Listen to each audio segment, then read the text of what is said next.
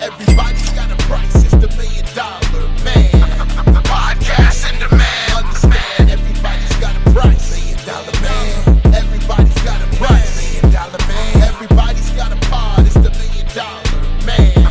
Podcast in demand. Understand, everybody's got a price. $1 million man. Everybody's got a price. What's up, everybody? It's Marcus D'Angelo, and we are back for another episode of Everybody's Got a Pod. But this week, Ted and I were not able to coordinate schedules. It happens from time to time, as we all know, but that doesn't mean that I'm not bringing you guys something really cool.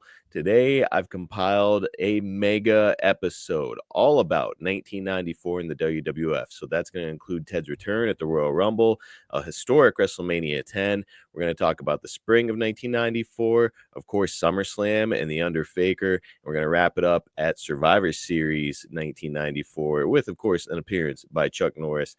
We cover it all today. It's a huge episode. I hope you guys will enjoy it. And Ted and I will be back next week with a brand new episode of Everybody's Got a Pod. You know, we mentioned previously that Vince had been arraigned in the steroid controversy by this time, and it's getting a lot of media attention. Between this, Hogan's departure, your temporary departure, I mean, the company is in a rough spot, and, you know, stuff like this is being reported from the Observer. There was a lot of television publicity in the wake of McMahon's arraignment, particularly on numerous local NBC newscasts, which featured an interview with Tully Blanchard, where he stated that the look Vince wanted of his wrestlers, which is skin stretched over cinder blocks, is a look that you can only achieve from steroids. He said when he was there with the company, they tested for cocaine, but anything else went. He said that was a problem for him because he enjoyed cocaine. Blanchard said that because they brainwashed a generation of kids, he prays to God every night that someone takes the business down, which came off as a very strong statement. So, wow, man, Ted, those are some stiff comments there from Tully. What do you make of what he had to say? You know, I don't know how much of what Tully had to say is true. I do know this. I mean, Tully was a pretty good worker. Tully and I also played football together at West Texas State. He was a quarterback of the team, and it was kind of like the friends I had, you know, because I had already been there for a year when he came, and so I introduced him to a lot of my buddies and everything, and you know, it's kind of later. These guys are coming up and being like that. How long you been friends with him? And I said, really, I don't even really know him. I mean, all I know is that, like me, his father was in the wrestling business. So Tully was not a very popular guy because pretty much, you know, that attitude. It was an attitude issue.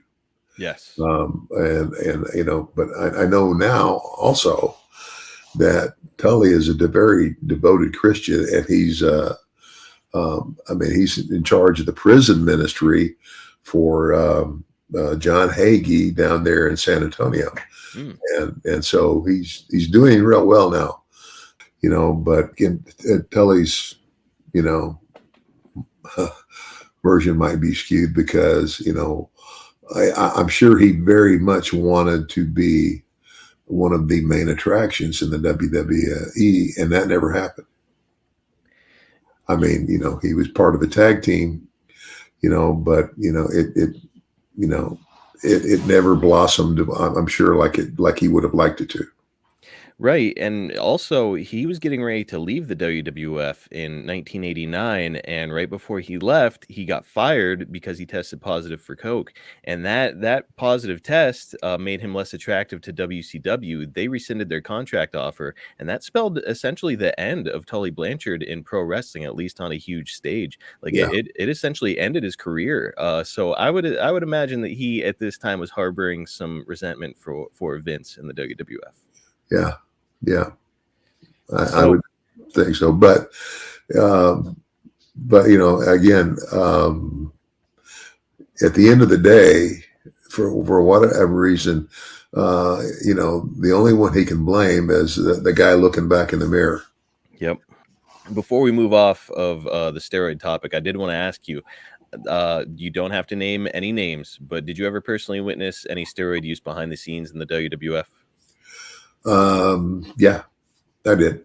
So, like, everybody likes to paint this picture of just like rampant steroid use in the WWF.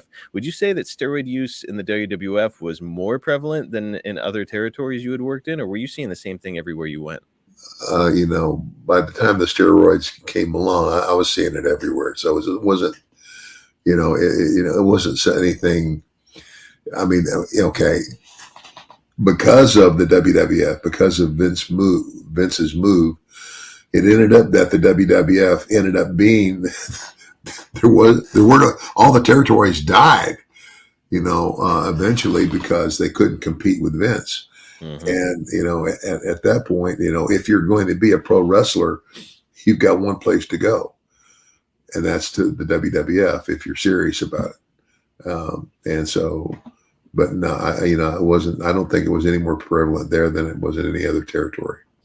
I wouldn't think so. I would think that across wrestling, everybody's just, I mean, it's there and it's accessible. I mean, I'd imagine you could probably walk into any gym in the 80s and talk to somebody there and get your hands on steroids. Oh, if you yeah. wanted it badly. Yeah. I mean, I remember, like whenever we went to LA, we all worked out at Gold's Gym in, it's a famous gym down there. It's like right on the beach. Oh gosh. They call it Muscle Beach. Yeah, call it Muscle Beach. And that gym, I mean, that's where, and Schwarzenegger worked out there. I mean, there are a lot of celebrities that worked out in that gym. So, yeah, and so I would go. I mean, I worked out. I mean, well, and even when I signed the contract with Vince, Vince said, Ted, he said, your work is great, but he says, I would like to see you have a little more presence in the gym. And, that's it. And I did, I started working out regularly, but the whole steroid thing was, I was kind of like, I was afraid of steroids. It was kind of like, because I would hear stories about people taking steroids and then all of a sudden they've got cancer. Right. That's because steroids does what? It makes things grow. Yeah. So, and when I start hearing those stories, I go, I don't care, I'll, and did I ever? Yeah, I did a couple times. And then again, just my fear of it is kind of like I was more concerned about my personal health than I was looking like Tony Atlas.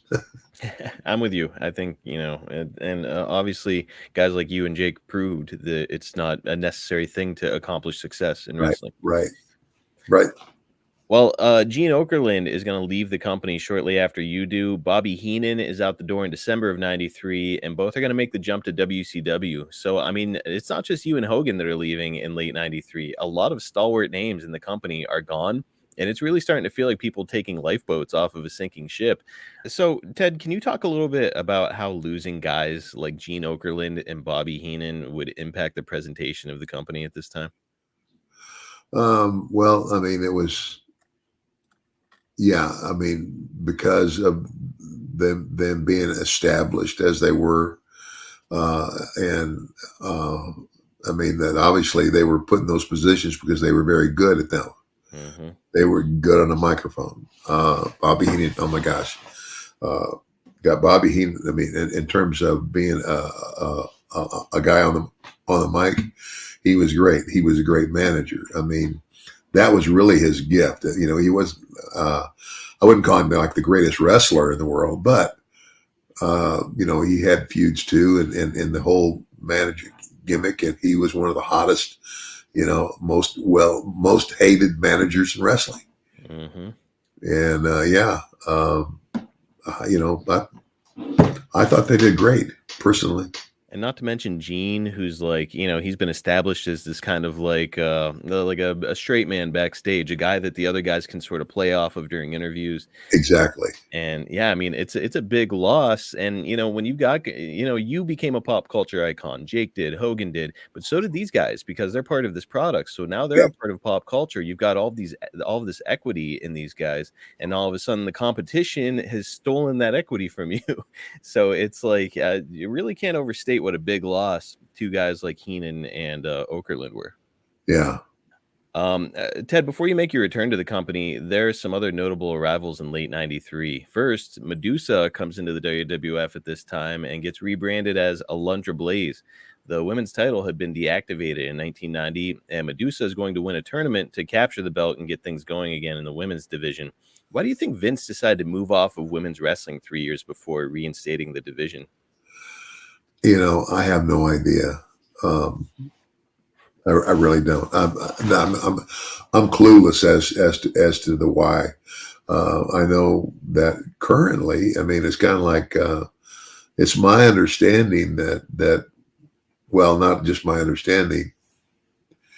And I hope none of the current talent, the guys that are working for Vince take this the wrong way, but I watch. And as I watch, and a lot of my peers, the guys that were in the business at the same time as they watch, the girls division of the WWE put on more believable matches than the guys. Yep. I mean, and just guy after guy after guy that were with me at that time will agree with me. So, and I don't know why. Of course, it's almost like, okay, is Vince featuring the girls more? No. He is now. And I think at this time in 93, he probably wanted to feature the girls more. And by the way, like a lot of talented women out there today, but like as somebody like Medusa, Alundra Blaze now, there was like Akira Hokuto, Bull Nakano, Heidi Lee Morgan. There were a lot of really talented women, Luna Vachon, so many talented women back then. Yeah. That I think that he could have probably featured them similarly to how he does today. He just, I think it, maybe the world just wasn't quite ready for it yet. What do you think? Yeah, I don't know, because I mean, the ladies division of wrestling, in the territorial days, again, my mother was a professional wrestler. That's how she met my stepfather, Mike DiBiase. They met on the road. They were both wrestling somewhere in the same territory, and I believe it might have been the Amarillo territory where the Funks were headquartered. But my dad, my mom, there's a lot of guys. I mean, it's kind of like Kurt Hennig. His dad was a wrestler, and who else can we name? Of course, Jake's dad, but there's a lot of them. There's not anybody else who can say what I'm about to say. Both of my parents were professional wrestlers. I never really thought of it in those terms. That is really remarkable. Yeah, it is. And I mean, it also gives you a really unique perspective probably on women's wrestling that most other guys don't have, because you got to see some of the stuff that your mom was able to do, and yeah, it's interesting how this is 30 years ago we're talking. Vince is ready to bring women's wrestling back, but never quite puts his all into it. And now 30 years later, I mean, it is up there at the same level, if not a higher level, than men's wrestling. I mean, we closed a WrestleMania with a women's match. Yeah. So I mean, pretty incredible. Pretty incredible. What about Alundra herself? Did you get an opportunity to spend much time around Medusa? I was, we were friendly. Wasn't like bosom buddies or anything, but I thought she was a pretty nice. I never heard anything horrible about her, and what little time I was around her, I thought, hey, she's deserving, and God bless you. She was deserving of her spot. She's very, very underrated. And you look back at the kind of money that the women were making back then as compared to now. It's like, man, it would be tough to be from her generation of wrestling and not feel a little bit embittered about it. I can say that too.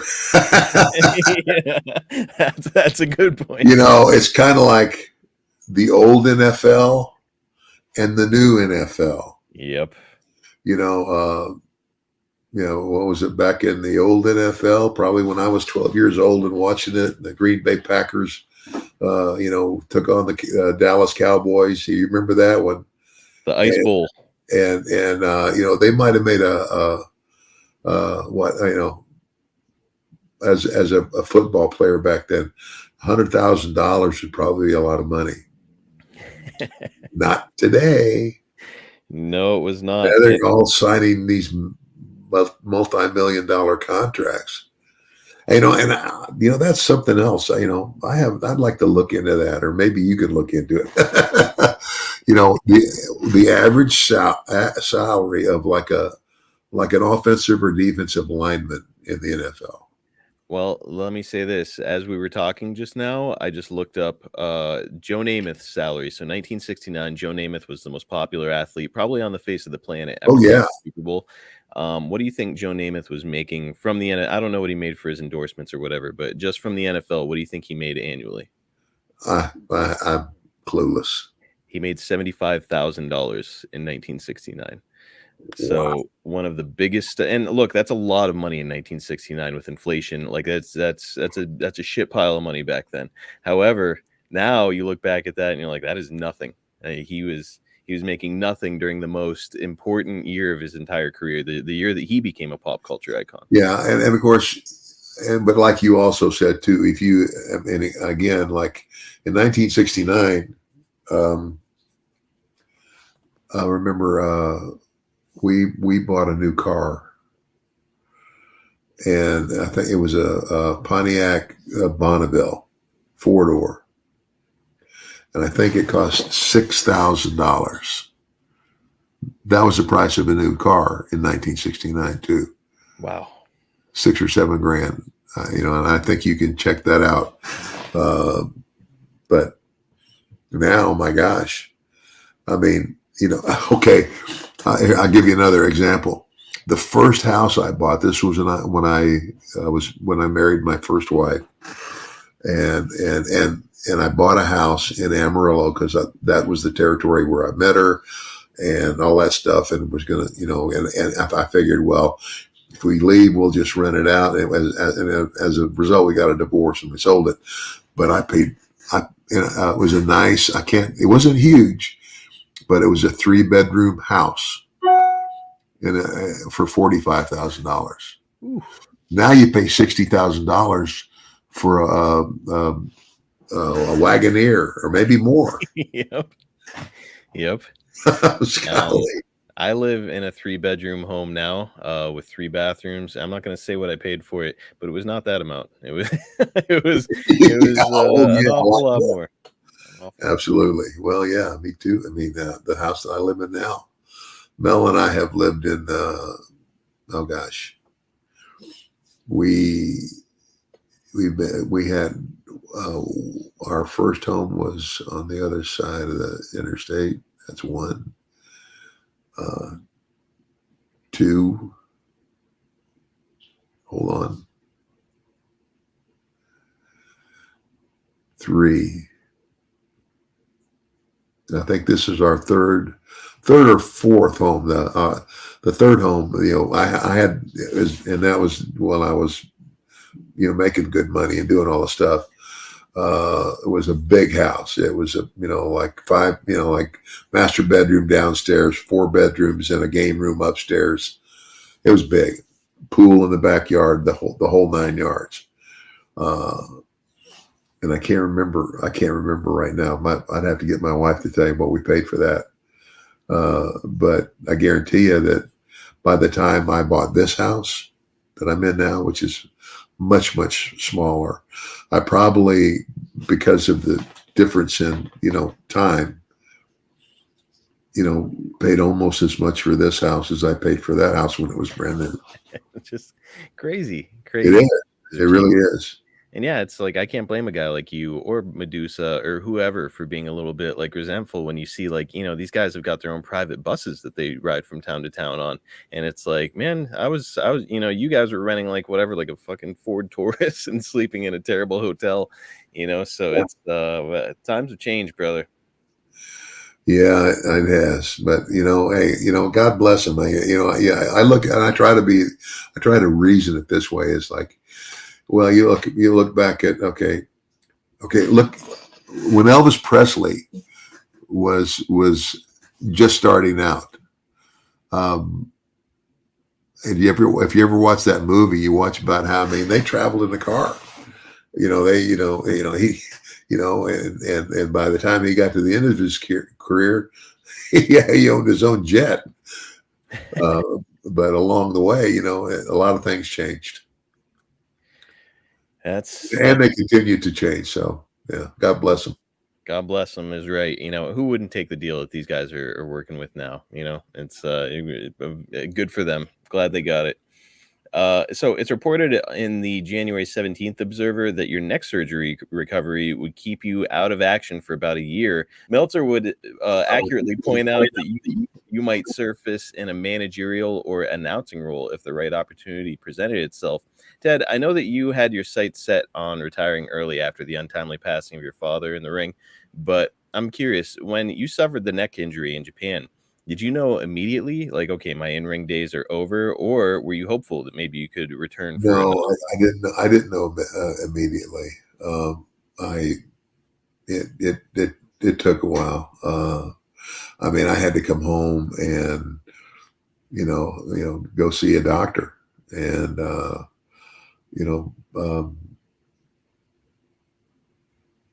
it's kind of like I think Jake, if I'm not mistaken, had a similar surgery with his neck. Have you guys talked about it? He did, yes. And I think it was recommended to him that he stop wrestling at that time. Yeah. Well, and that's what my doctor said. He said, he says, now I can't tell you what to do. And he says, but he says, like it's almost like this could come back to haunt you again. So he, his recommendation was, I recommend that you retire. And I think when this all happened, I think I was 39. I was about to turn 40. And back to the promise I made to myself, I said, just because my father died at the age of 45 in 1969, I said, I'm not going to stay too long. And I was about to turn 40. Okay, I'm about to turn 70, now, tomorrow. Yeah. And you've got your health, so probably the right move is to step away. Yeah. So, well, you've been out of action with the WWF since August '93 at this point, but here's the new year's getting started. You're brought back as a surprise color commentator at the Royal Rumble. During this time away, you'd have your surgery. Is that correct? I think so, yeah. Okay. Now you're going from working every single day and being on the road constantly to all of a sudden you come to a full and complete stop with that lifestyle. Was it a difficult adjustment for you? No. I mean, after being on the road, like I had been on the road, it was like, thank you. Yeah, it's kind of like, I got to do what? I got to show up for the pay-per-view and do commentary. And then I would show up again once a week. I think for a day, maybe two, and do the voiceover stuff with Gorilla Monsoon because they used to do 3 shows once every 3 weeks. They would do a Monday night. It was 3 weeks of Monday Night Raw, and then or whatever that was, Wrestling Challenge. I can't remember them now, but they would do 3 shows on Monday, 3 shows on Tuesday, and then the only thing I would have to come back for was the commentary, because they would just do all of the wrestling for those 3 weeks of shows. But then you'd have to do the commentary, come back and do the commentary in the back in Stanford. Right. Okay. It's like the voiceover type commentary. Yeah. So, Yeah. man, life had changed big time whenever you get this call to come in and become an announcer, which is a good thing. It's a good change. Well, here's the big question, Ted, and it's one I'm sure most of our listeners are dying to hear about. As Royal Rumble begins to approach, do you have any recollection of being contacted to make your return to the company? Well, yeah. I mean, it was a call from Vince and wanting me. He says, I got something I want you to try. And that's what it was. It was to be, like he would be the play-by-play guy, and I would be the color commentator for the what was it, the Royal Rumble? Yes, sir. Yeah. And so that's what I did. That was my, and then as a result of that, he told me, he said, you know what, you did pretty good. He says, I'm going to think about it, but he says, if you're interested, you may have another spot here at that. And so then, it was the WrestleMania right after that. Vince said, he says, I want you to come to the pay-per-view. And so Vince told me that night, he says, okay, buddy. He says, there'll be a car waiting for you at the hotel in the morning to get started. And so I went from that WrestleMania night to getting in the car the next morning from, and we stayed somewhere really close, and went to Stanford, and now I'm on my way with the voiceover thing. Off to the races. Yeah, off to the races. Well, when you get to the building on the day of the Royal Rumble, it's in Providence, Rhode Island. Is it surreal being there without your gear or knowing that you've got a match ahead? Like, for perspective, you've been doing this for whatever it is at this point, 20 years, and all of a sudden you're still one of the boys, but you're not doing the stuff you're usually doing. Yeah, it was a little strange feeling. Yeah. Well, and again, the other thing was, it was like, okay, I'm one of the boys, but this is something totally new to me. Mm-hmm. It's like, Vince is the guy, and he's the guy, calling it play by play, and I'm his color guy, and that was a little like, okay, let's see how I do. You make a good point that your broadcast partner here is Vince McMahon, the most powerful man in professional wrestling. And this is your first time coming out. You're coming out to do color commentary for the very first time. And you're right next to the most powerful guy in pro wrestling as you're doing this thing for the first time on pay-per-view. I mean, a lot of nerves, or were you like, at this point, you had been doing promos for years. Did you feel okay? Pretty comfortable? Well, he helped me not be so tense. He said, hey, just be natural. You just call it like you see it, and, but there's no way I'm not going to be a little bit nervous for all the reasons you just mentioned. like all the elements to be terrified are there, like live pay-per-view, your first time doing something, the most powerful guy ever in wrestling is right beside you. It's like, boy, I'd be nervous as hell. Yeah, well, but it worked out. Thank you, Lord. Thank you, Lord. And look, you've mentioned before that in all likelihood, you could have continued wrestling and been fine. Just like Jake, suffered the injury. He kept working, and he worked for another, whatever it was, 15 years. Yeah. But you weren't willing to risk further injury, which I totally understand. However, when you're arriving at the Royal Rumble and you're back around the boys, and, you've got this feeling of kind of, detachment, as we mentioned before, because you're not doing the same stuff you'd usually do. Is there ever a moment's hesitation where you're like, maybe I could keep doing it? I think by that time I was, I was happy to be doing what I was doing. Okay. To be honest with you, because the grind of the road. Oh my gosh! I mean, I think when I first started for Vince, we were on 3 straight weeks, three weeks, 21 days, 21 different cities. And then we would go home for a week, and then we would do it again. Then he changed it to 10 days on, 3 days off, and then 4 days on and 3 days off. But any way you look at it, any way you cut the pie, 90% of the time I'm gone. I'm away from home. So honestly, I was, it was like, the only time even now, the only time I ever miss being in the ring is when I see somebody that I recognize the talent in them, and I go, wow, I wish I could get in the ring with that guy. I could help him. So, well, I mean, looking back on it now, 30 years later, the benefit of hindsight, if you could go back to this 1994 version of Ted DiBiase and give him advice like, hey, step back in the ring for another year, or no, keep on this path, would you advise him to get back into the ring and, take advantage of his youth, or nope, you're on the right path, keep doing the commentary thing? No, I would say you made the right choice. So you can't ask for more in life, man. No, you right. you get to look back 30 years and you tell him to do exactly what you're doing. That's great. Yeah.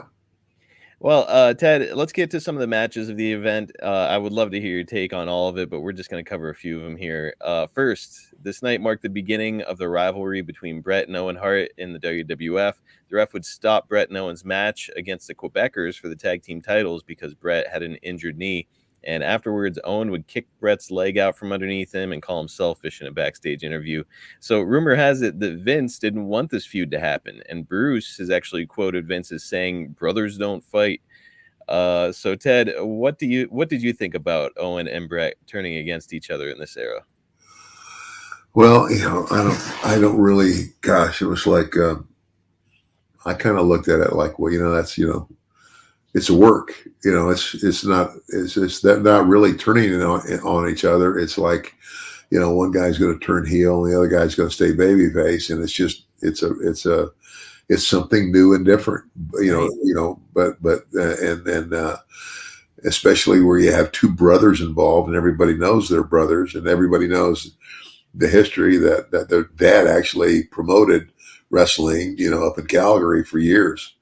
So, I mean, everybody knew that. The wrestling fans that, go and pick all that stuff out, they find all that stuff out.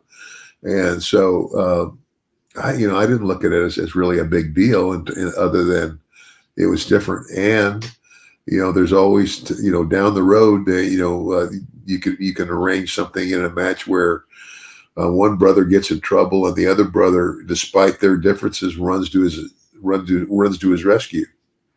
And that's how it would go. Yeah, something like that to reunite them. That's how it would go. Like 3 years later, they got back together and they formed the New Heart Foundation. But yeah, and Owen was so good at playing like the bratty, hateable heel at this time, who just like resented his brother for all of his success. I mean, it came off great, didn't it? Yeah, and to this day, I mean, Owen has so much ahead of me. So many things he could have done had he not fallen. Oh, it's just unbelievable. Awful. And it's at this time in 94, you could argue it's probably between Bret, Owen, and Shawn Michaels is the best in-ring technician in all of professional wrestling, bar none. Now, if you had to choose between the work of Bret and Owen, who are you going with? Who's better? Oh, wow. I know it's tough. I think I'd still go with Bret. Okay. I don't know. I don't know. That's really a tough one. Bret was a little closer to your style. I think Owen was kind of starting to usher in that age of kind of awesome high flying technical moves as well mixed in. So it's like Owen had a little bit more to offer from like maybe an entertainment standpoint, but man, when it came to just being a technician, hard to beat Bret Hart. Yeah. Well, and that's it. We came from the same school of psychology of what wrestling is. And how you make it, same mentality. So, Well, Ted, next I wanted to ask you about the match that probably most listeners are excited for. Yokozuna and The Undertaker are going to square off in a casket match at this event.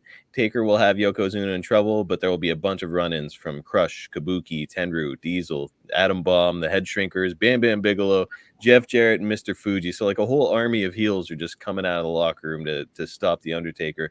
They all beat up on him. His urn will get cracked open and green smoke is going to billow out of it. Taker gets put into the casket, and then we get this absolutely insane moment. That's our only clip this week. Here we go. Wait a minute. I don't know. What's this? What?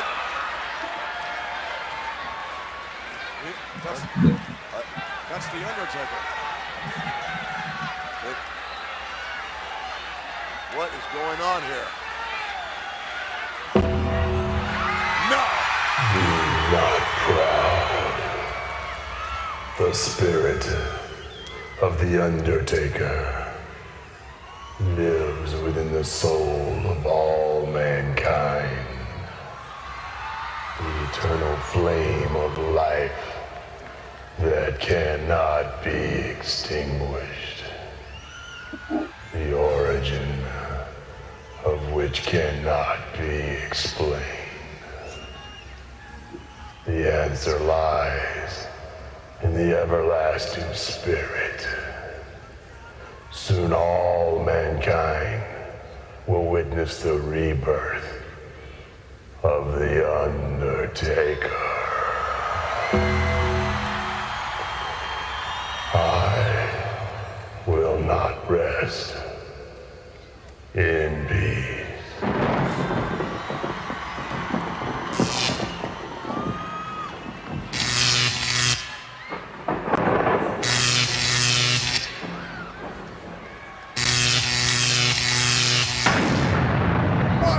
Oh my! What? We've never seen anything. What? Anything quite like this? What is that? Hey, wait a minute! Wait just a minute! So the Undertaker dies and ascends into heaven. I don't know if he ascends into heaven.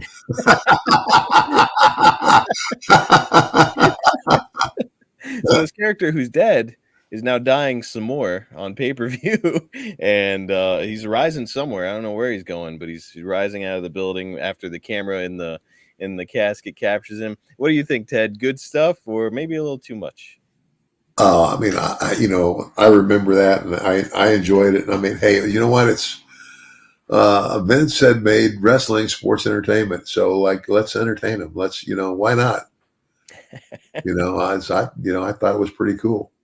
A lot of fans they say like, oh, this campy, cheesy stuff, and I'm like, I don't know. I kind of like that this guy can like summon lightning and just rise from the grave. And here's the other thing you got to understand, and it's what I've grown to understand. I mean, when I first went to work for Vince, I was still in that old school mentality. And how we used to do things. What Vince McMahon did is he took professional wrestling and he marketed it to a younger crowd. That's why,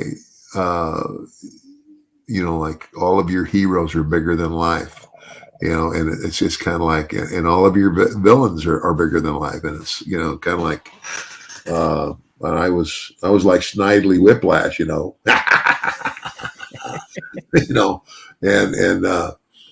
because not only is he marketing a wrestling show, along with the wrestling show, there's now going to be video games, action figures, and all of this unbelievable merchandise for his new audience. And I, back then I didn't understand it, but I'm telling you what, it was a stroke of genius. I mean, no question about it. And the proof is in the pudding, the most successful wrestling company ever. And like, yep, I might watch that as a grown man and say like, what is happening with this guy? He's rising out of the Titantron or whatever. As a kid, though, you're watching that and you're like, oh my God, this is the coolest thing ever. So, they're the ones that they're going to buy the video games. Yep. They were not marketing to grown men. So, okay, lastly, let's talk about the Rumble itself, mainly the incredible finish. Lex Luger and Bret Hart are going to be co-winners of the Rumble when they synchronize perfectly and go over the top rope together and their feet hit the ground at the exact same moment. Ted, it's seriously uncanny how perfect they timed this thing. I assume it's mostly Bret. He's a great athlete and just kind of timed it out, but it's insane how they both hit at the same time and they're just co-winners. And do you think it's safe to say that Vince maybe wasn't quite ready to commit to one or the other as this new flag bearer for the company at this time? I'm not sure. I'm not sure if that was the issue or if the issue was still unanswered. Mm. And let's do this finish tonight this way where they both hit at the same time, and we'll talk about where we're going later. I don't know. Man, if you haven't seen that clip, listeners, go and find that clip of those two hitting at the same time. Bruce has said that they had a bunch of camera angles prepared for it so that, they would be just above the feet with some angles so that if they didn't hit, that's what they would show on, the videotape is just like ankles up. But he was like, we got to just show the normal footage because it was perfect. They hit at the exact same moment. So pretty wild stuff. And Ted, when it comes to Luger and Bret and that argument, I think the argument could be made either way at this point as to which to go with. Luger has got that kind of box office look that Hogan had, and there's a case to be made that he could carry the company as champion just due to what he brought from an aesthetic perspective and the possibility to create merchandise centered around him. On the other hand, you've got Bret, who's, as we mentioned, he's over with the audience, and he's arguably the best technician in the world. Hart had also already had a run with the WWF Championship before, so putting it back on him just kind of feels like going back to the well as opposed to trying something new. I don't know, Ted, with all that in mind, if Vince had asked you after the show, the pay-per-view closes and he turns to you and he goes, all right, Ted, who do I go with right now, Lex or Bret? Are you going Bret? I probably would have because at that time, and again, I love Lex to death, but at that time, Lex was, I mean, still pretty green in my opinion. Mm-hmm. He didn't have a lot of years behind him in terms of wrestling. So you're going to take a guy who has this great body, and I guess what you're going to have to depend on then is guys like Bret Hart and me and just about everybody else to get in the ring with him and make him look good. Yes. I mean, just seriously, that's where it was at that time because Lex, was not that much of a seasoned guy. He just had this great look, and God bless him because it takes a lot of discipline to build a body like that and maintain it. No question about it. I mean, he's one of those guys who's probably avoiding all sweets on the road and limited carbs and, just a high protein diet to keep himself where he was. So, I mean, a lot of commitment and good for him. It's incredible. But your perspective on this is really valuable because you lived through the days of Warrior, not comparing the two because I think that as human beings, they're very different people. But, you lived through the era of a guy who's got a great body, but didn't know how to work. And yeah, maybe it was okay for a while and sold a bunch of merchandise, but we all saw how that ended up. Yeah. And that was the other thing. It's like,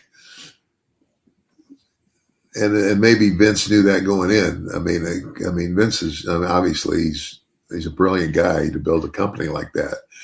And of course, to have an understanding of where he was going and, changing the audience to be to a younger crowd and stuff like that. But I don't know Lex and Warrior even. Well, at least I would say this: at least Lex appreciated what was done for him. Mm-hmm. In those terms, I mean, understanding. But again, back to the Warrior. I mean, this guy didn't, no, he didn't care about anybody but himself. And, and not even smart enough to realize that the other guy that's in the ring with you can make you look good or make you look like a piece of crap Yep. if he wants to.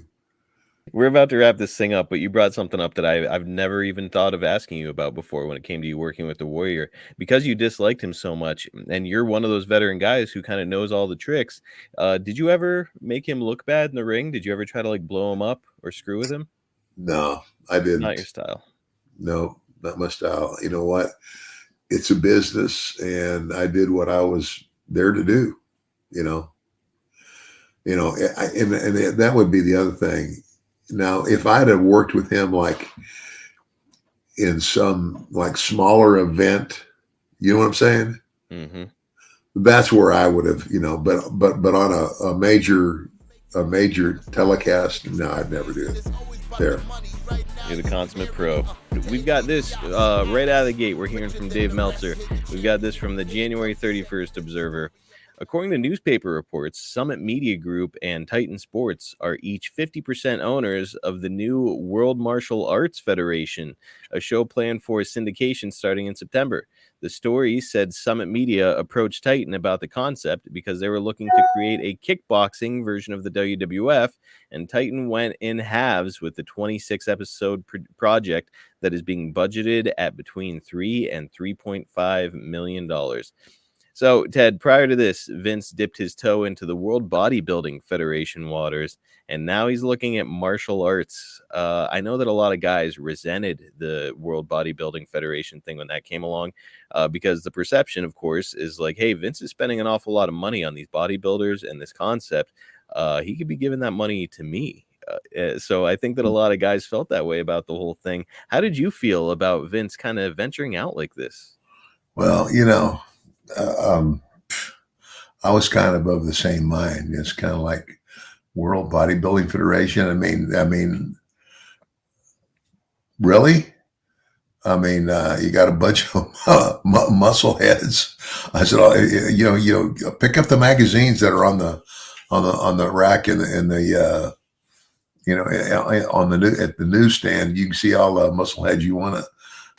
We're the ones that are making all the money. Yep. Yeah, the World Bodybuilding Federation ain't making you a dime. There aren't that. How often do you see bodybuilding, even on what Sunday seems to be the day for sports, ABC, NBC, CBS, whether it's football, basketball, baseball, you name it, car racing, what have you, but bodybuilding? Yeah, No. I don't know what ESPN channel bodybuilding is featured on. Probably ESPN 13 or 14. but yeah, it's, man, I don't know. And I believe he lost money on it, much like he did with like XFL. And it's just, hey, dude, why don't you just put your resources into wrestling? Yeah. Well, another arrival around this time is Bob Holly, who's coming into the promotion under a race car driver gimmick of Thurman Sparky Plug. There's a lot of crossover between wrestling fans and fans of racing and monster trucks, so I think that this one kind of made sense when you hear that there's a race car driver as a professional wrestling gimmick. What do you think? Is there something there if it's done the right way? Well, when I went to WCW,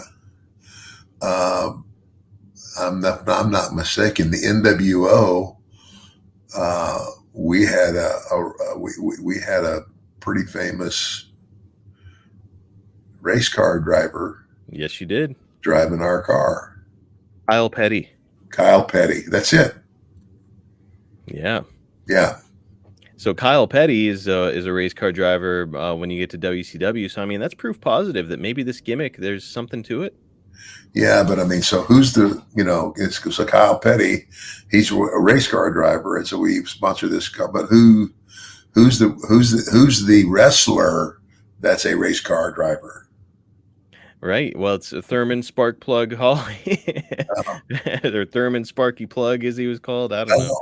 I guess he definitely had the look, but got to have the gimmick to go along. Yeah, with it. yeah. It's kind of like there's a lot of really good-looking cars out there on the racetrack. Yep. But it ain't how pretty they are. It's whether they can get the damn job done or not. And I don't think that Thurman Sparky Plug TSP was doing it. No. Man, yeah, down the road, I would say that Hardcore Holly, he was probably better served in that role. In the February 21st Observer, Meltzer says that you're negotiating with the WWF for a manager or announcer role, and you wouldn't be ready for an in-ring return until 1995. So, Ted, you told me before that you knew quickly that your days of wrestling were behind you, but this write-up, it kind of makes me curious. Did you make it clear to Vince right away that you were never going to wrestle again, or did you hold off at first to kind of keep the door open? No, I made it clear to Vince. Meltzer may not have known that, but I did. I had made my mind that I wasn't physically going to wrestle anymore. Well, Ted, no need to give us any exact figures, but when you returned to the company as a manager slash announcer, as opposed to being an in-ring performer, was the money the same as when you were wrestling, or not quite? Lord, no, no. Big downgrade. Yeah. Okay. Now it was like more of being, like in an announcer's position or what have you. And I don't know what any other announcers made, but maybe because I had been a talent, and the action figures and all that other stuff, that mine was a little higher than others. But no, I was definitely on a salary. Okay. So it was a salary. You weren't getting paid off the houses anymore. It was a flat rate that you're making now. Yeah. Was that kind of comforting in some ways? I know it's less money, but yeah, it's kind of like, and of course, in the back of my mind, I said, well, if I ever, I'm still young enough that if I had to, if something desperate had happened and I needed the money that bad, I could still put the tights back on. But that never happened. Well, I know that you're going to come in and work with Gorilla Monsoon in a hosting capacity, along with Stan Lane on Wrestling Challenge. Stan, of course, is best known at this point as a member of the Midnight Express tag team with Bobby Eaton, but he retired from in-ring action in 1993, and he finds himself here in the WWF in this announcing type role. Ted, was this the first time you were around Stan? I think so. I didn't know him well. It was not. I hadn't been around him, because he was new. He might not have been new to wrestling per se, but he was new to me, and he was new to the WWE. And after 1987, I didn't go anywhere else. Well, I say I didn't go anywhere else. Eventually, I jumped ship and went over to WCW. Because I could get a contract, a specific contract with them. Mm-hmm. Which at the time I didn't have with Vince. Now, had you ever seen any of Stan's work with the Midnights, with Eaton and Cornette, or off your radar because you were too busy working during that time? Well, yeah. I saw some of his work. He was a pretty fair worker. Yeah, and a guy with a good look, handsome, tall, in good shape. It kind of seemed like a guy who was made for pro wrestling. But yeah, it's I've seen a lot of criticism of him in this announcing capacity, and I don't know. What did you think of his skills as a personality behind the scenes here in the WWF? He needed some help. Yeah, it's maybe a guy who is better suited for in-ring work. Marty Jannetty is going to be fired for around the fourth or fifth time due to his behaviors on the WWF European tour. Dad, I know that you were on a number of these overseas tours with the WWF. Do you remember a lot of guys kind of cutting loose during these trips? Yeah, but Marty, and you know what, Marty was just crazy. Legitimately, Marty, had he kept his head together, he was a good worker. He was a very good wrestler, but he just, his personal life, was just out of control. Marty never grew up. Sean did. Now, and Sean in a big way, Sean, became a Christian and a believer, and and again, he's, to this day, he's a great guy. Now, did you ever, because I know that, you were no stranger to having some fun here and there yourself back in the day. Did you ever party with Sean and Marty? Yeah, I'm sure I did somewhere, but I mean, there's no blowout party or anything like that comes to mind. But I mean, when we're on the road together, all the guys, it was kind of like the next town, the next show, the next party, get on the plane, do it again. It's kind of like rock stars living that lifestyle. And again, I wrote a book about it. Mine all culminated with at a place in my life and in my time when I was all full of myself. I was gone so much of the time, and I was unfaithful. I was unfaithful to my wife.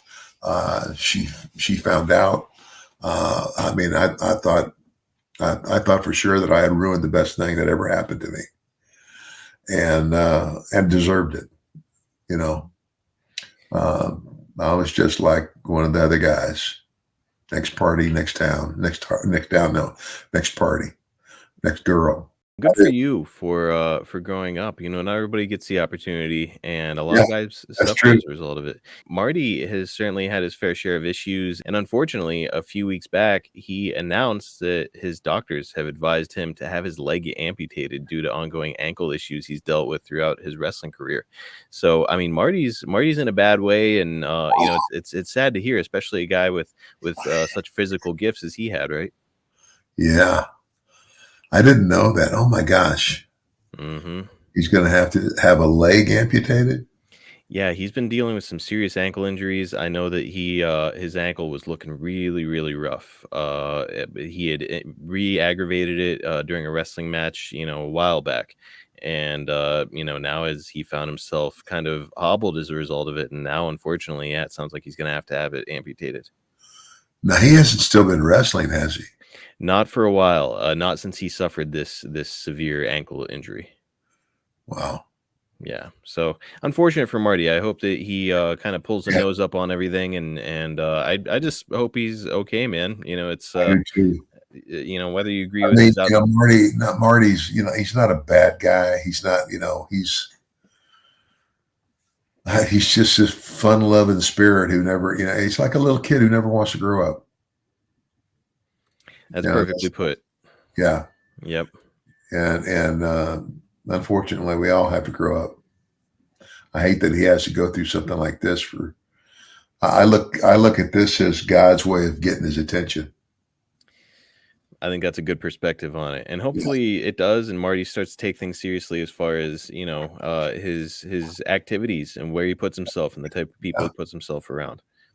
Yeah.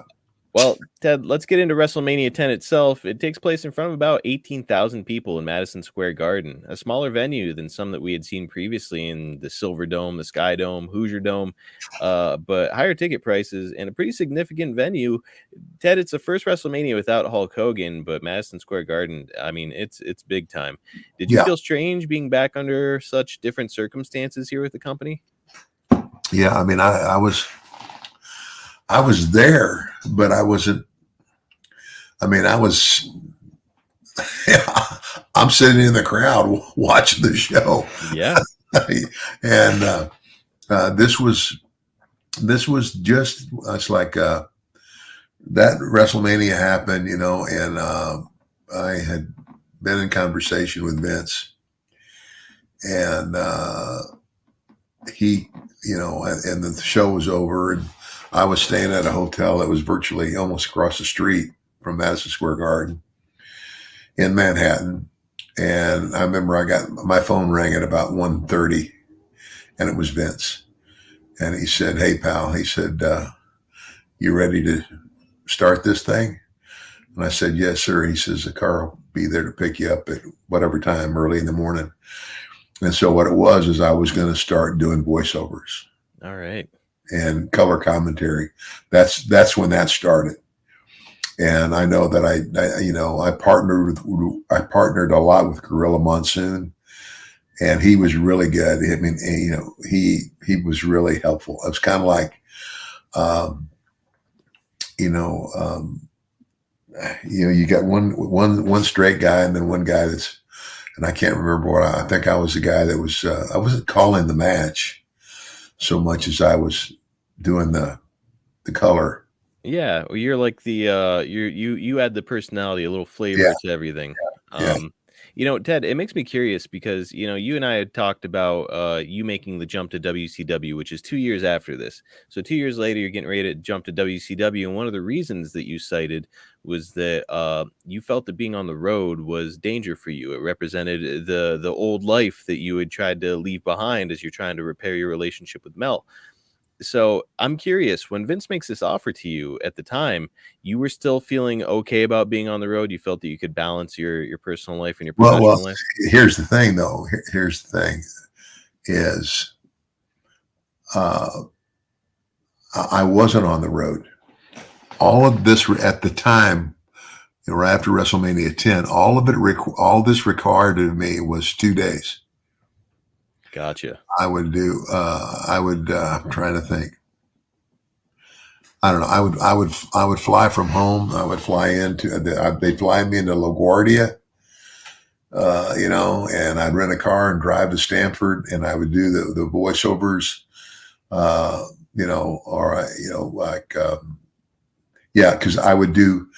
we would do the tape, and Gorilla and I would be there, and the people at home couldn't tell that we weren't actually there. We're watching the show, but we're doing the commentary. Gotcha. We're watching it on screen, and so that's what I was doing. So you're shaking Vince's hand here after WrestleMania 10, and you're ready to come back in this announcing role, but it's not going to be very long before a transformation takes place. And Vince says, "Need you on the road." Yeah, and so that lasted for a while, and then but that required me to go on the road some. Then, and after that started happening, I didn't want to fall back into the old routine, and so, but I was afraid that, and I told this to Vince later. It's like I didn't think he'd be concerned. It's kind of like, you're going to put me where I work, where you think I need to be, where you think I fit, or there's the door. And he did eventually, when we had that conversation, he did tell me, he says, "Ted, you should have come to me and told me." He says, I'm serious. You should have come and talked to me. He says, because he said, "I understand. I've been there."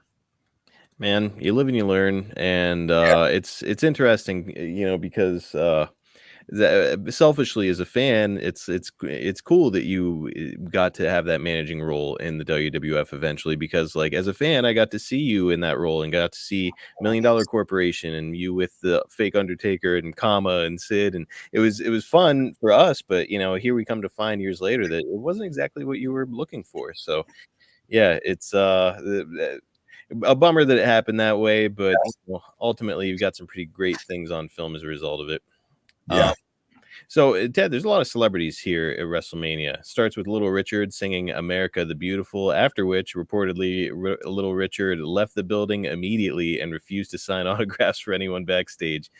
We've also got Donnie Wahlberg of New Kids on the Block, Rhonda Shear, Jenny Garth, and Ted, most importantly, your fellow Trans Am enthusiast, the bandit himself, Burt Reynolds. Ted, did you get any time around any of these celebrities? I think somewhere I have a picture of me and Burt Reynolds. Well, that's awesome. And Donnie Wahlberg. Yeah. You remember him? Well, yeah, I remember him, but I mean, it's like, what was he there for? It's a good question. It's because he was part of New Kids on the Block. And yeah, now I guess he's trying his hand in it wasn't his brother Mark. So Mark, no, it was not Mark, who was by this point an established actor. Donnie was New Kids on the Block, and I think that at this point they had hyphenated it and kind of changed the group, and they were floundering. The group wasn't doing well, but Donnie was soon to have an acting career of his own here. Okay, well, yeah.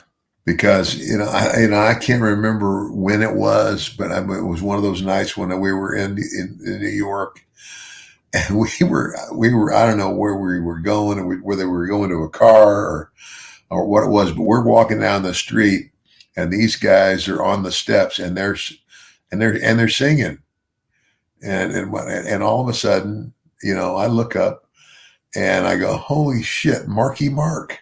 Really? Yeah, which was Mark Wahlberg when he's a kid, and he goes, "Holy shit, it's the $1 Million Man."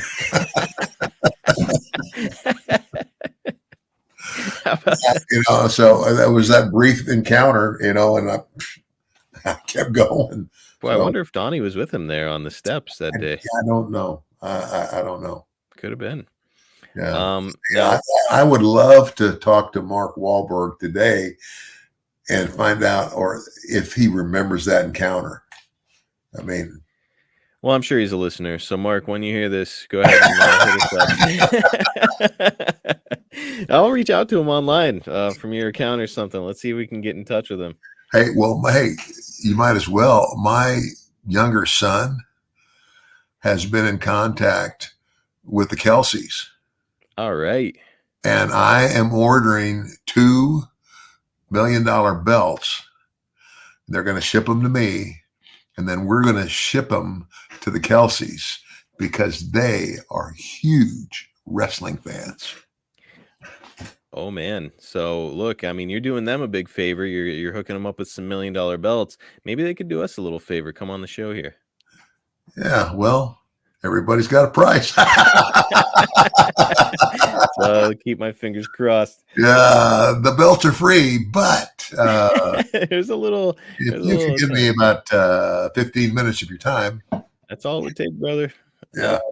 But hey, I do want to ask you about Burt Reynolds. He's a pretty big star himself, and a guy who apparently, according to Meltzer, is a huge wrestling fan. Do you remember interacting with him much, or just like a quick picture and that's it?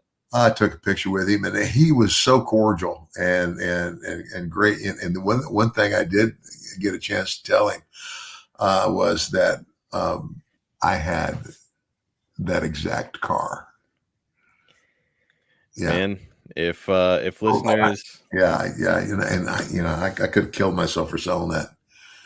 If I had that thing now, it'd be worth $1 million. Listeners, go back and look at last week's cover art. We did Ted as Smokey, or as the Bandit from Smokey and the Bandit for last week's cover art. Oh. Hey, but that's exactly what my car looked like. I had that car. Now, did you wear the cowboy hat? Is the real question. No. Missed out. Not you got with Stan Hansen. When you say 10-gallon hat on this big head, that's exactly what you would have needed. Hey, oh gosh, would have fit your gimmick with Stan Hansen, that cowboy hat, that and the Trans Am, boy, right at home. Well, hey, when I was with Stan in Japan, I had the chaps and the vest. I did, but you had the headband. You weren't doing the cowboy. Yeah, I had a headband. I didn't put on a hat. It was a cool look, man. Don't worry, folks. We're talking about that moment later on. Okay, so Ted, you're around another celebrity here at the at WrestleMania, and let me tell you, it's a pretty big one. It's President of the United States of America, Bill Clinton. Let's go ahead and have a look at this one. If you were aware that you have another guest in your box, the $1 Million Man, Ted DiBiase. I don't know if you. Well, Mr. President, it's certainly a pleasure to meet you and have you here as a guest at WrestleMania 10.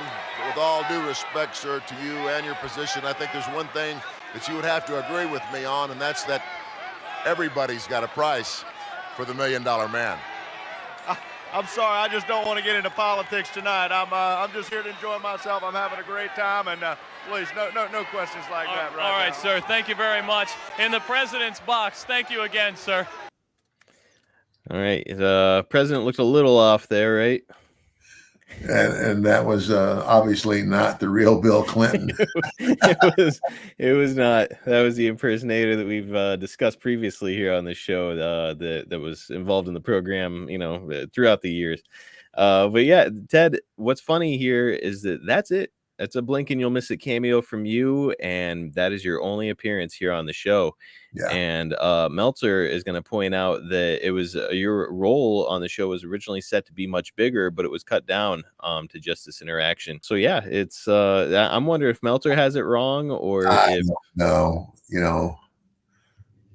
I sometimes don't think he knows his ass from a hole in the ground. well, he has been caught occasionally making things up, and a lot of people will be critical online, because I use him for research. But really, it's for every time he gets it wrong, the guy also does keep really good track, like from a timeline perspective, of what happened when. So that's why I like to use him. But I'll be honest with you, I don't recall me being scheduled to do anything else on that show. Ah, okay. Well, let's discuss a few of the matches here. We won't hit them all, just some of the highlights. Brett and Owen open up the pay-per-view with a match that Meltzer says may have actually been better than Steamboat versus Savage at WrestleMania 3, which is pretty high praise. But look, that's considered the high watermark for a technical match at WrestleMania. Brett puts Owen over, and Owen is solidified as one of the top heels in the company and one of my personal favorite heels of all time because of his unique kind of bratty approach to the role. Ted, you've said that Brett was the right choice as the new flag bearer for the new generation era, and that makes me wonder, did you see that same potential in Owen as a guy who could carry the company, or was he best suited in this kind of role that he had? Yeah, I mean, Owen was, Owen was good. I mean, and again, Owen was still, he's still young in the business. I mean, he's good, but I mean, he doesn't have the years. But I don't think he had enough in terms of overall time in the business to be put in a position as the flag bearer of the company. I'm with you, and it's this role that he's in against Brett is kind of the bratty younger brother, and I mean, I would say on the flip side of that, I think like Brett had been in the business long enough that had he been given that position like the flag bearer of the company, I mean, Brett could have handled it. To your point, Brett had been working as a wrestler, an active wrestler, since like the late 70s. So Yeah. he had been working for a really long time. Well, It was really that's well saying, seasoned. I started in 75, so Yeah. So I mean, Owen, fantastic performer, but I'm kind of with you where it's like, him in this kind of antagonistic heel role. I don't know if it's world title worthy, but man, it was fun to watch. yeah. Well, up next is probably not a match considered by many to be the greatest ever at Mania. Luna Vachon and Bam Bam Bigelow will defeat Doink the Clown and Dink, his little person friend, in a kind of a let me up type match. As a reminder, Matt Bourne was fired in 1993, and this is Ray Apollo as Doink. Ted, did you like the kid-friendly version of Doink better, or did you prefer Matt Bourne's evil version of the clown? Oh gosh, I think they both worked. I mean, one is, a clown who's acting like a clown, and then there's the evil clown. I don't know. There was one more. There's one more Doink coming. I know that actually your buddy Steve Kern would portray Yes. Doink at one point. The Brooklyn Brawler would. So yeah, a few people have gotten to put on the face paint, but yeah, Yeah. I don't know. For me personally, I know that Matt Bourne, is certainly a lot of people don't have a lot of kind things to say about him. Jim Duggan does not have a single kind word to say about Matt Bourne, but I really liked him in the role as evil Doink the Clown. It was just unique and fun. You got that right. I mean, yeah. He did play the part very well, and I think it suited him well. Because I'm with my very good friend Jim Duggan on this one.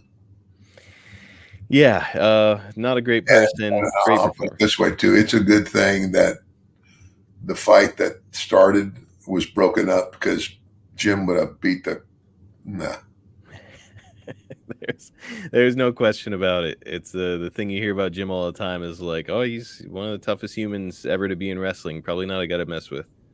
So what did I do have to ask while we're here? What did you think about Dink? His real name was Claude Giroux. He was formerly known as Tiger Jackson during his time in Canada, and a little person performer who will still occasionally get bookings here and there. Well, I never gave a whole lot of.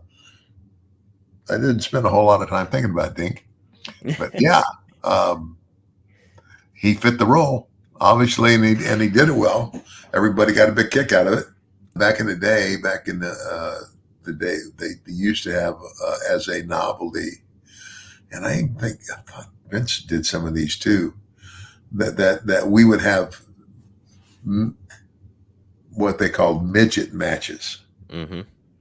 You know, and I guess Vince was very adamant about, do not let me hear anybody calling them midgets. They are small people. Well, that's good. He's He paying didn't like attention the to term midget. And so, but yeah, I mean, I used to love to watch them work. I mean, because they were so fast. that. They're entertaining. And I know that back in the day, Very Little Little Beaver was one of the ones that was heavily featured. So yeah, I've always enjoyed it. I think that there's a place for it, and again, not every match needs to be super serious. I think that sometimes you can have a little let me ups here and there, and this is perfect for it. Yeah. Well, Ted, the match everyone wants to talk about when it comes to WrestleMania 10 is Shawn Michaels versus Razor Ramon in a ladder match for the Intercontinental Championship. Meltzer would say that Shawn Michaels put on the single greatest performance in the history of the business here. Something I've heard a few times over the years is that folks are going to say that it was Shawn had a 5-star match with a ladder, which it feels a little bit unfair to Scott Hall, who is Shawn's dance partner here. What's your take on that narrative? Well, I mean, I agree. I mean, it was an unbelievable match, but I wouldn't give all the credit to Shawn. I would give a lot of the credit to Shawn, but I mean, it takes two to tango, buddy. Mm-hmm. So, if the guy that you're out there in the ring with isn't doing his part, then, in other words, you might be good, but that other guy's got to be doing what he's supposed to be doing to make you look good. So, Dave, get a grip. Get a grip, Dave. And yeah, I mean, Scott is one of those guys who just seemed like he was always in the right spot. Like he knew wrestling well enough to know, like, here's where I need to be at this time. He knew about timing and pacing. And yeah, I love Scott Hall's work. So I think he deserves certainly 50% of the credit here. Yeah. Now, as far as the match itself goes, there's not much to say about it that hasn't already been said. It was phenomenal, and I think both performers were key to the success of it. So, Ted, I'm going to ask you one of these questions that I know is hard to answer, but let's see if you can come up with something. For your money, is this the greatest WrestleMania match of all time, this ladder match?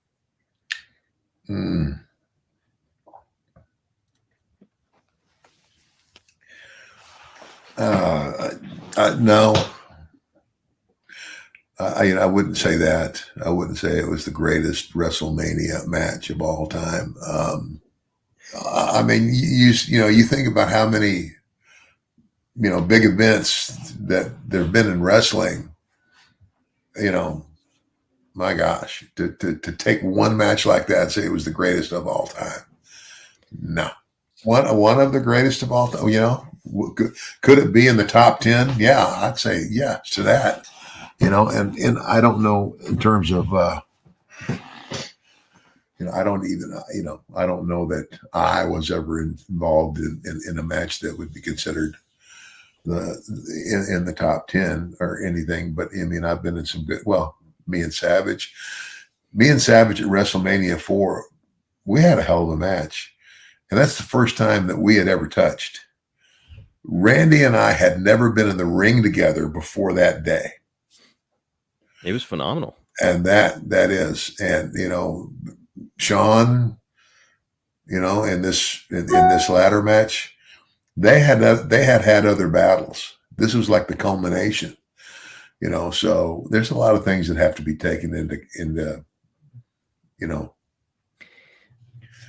yeah, I just, It's a really good point, Ted, because Sean and Razor both talked about how they had matches, a ton of ladder matches leading up to this, and they were starting to figure out like different type of ladder matches. They'd have like the A match, the B match, and the C match, like where it's 3 different types of matches with the ladder. And they were like, well, tonight we'll do the B match for WrestleMania. Yeah. So they had a lot of time to kind of hone this. Where in the meantime, it's like guys.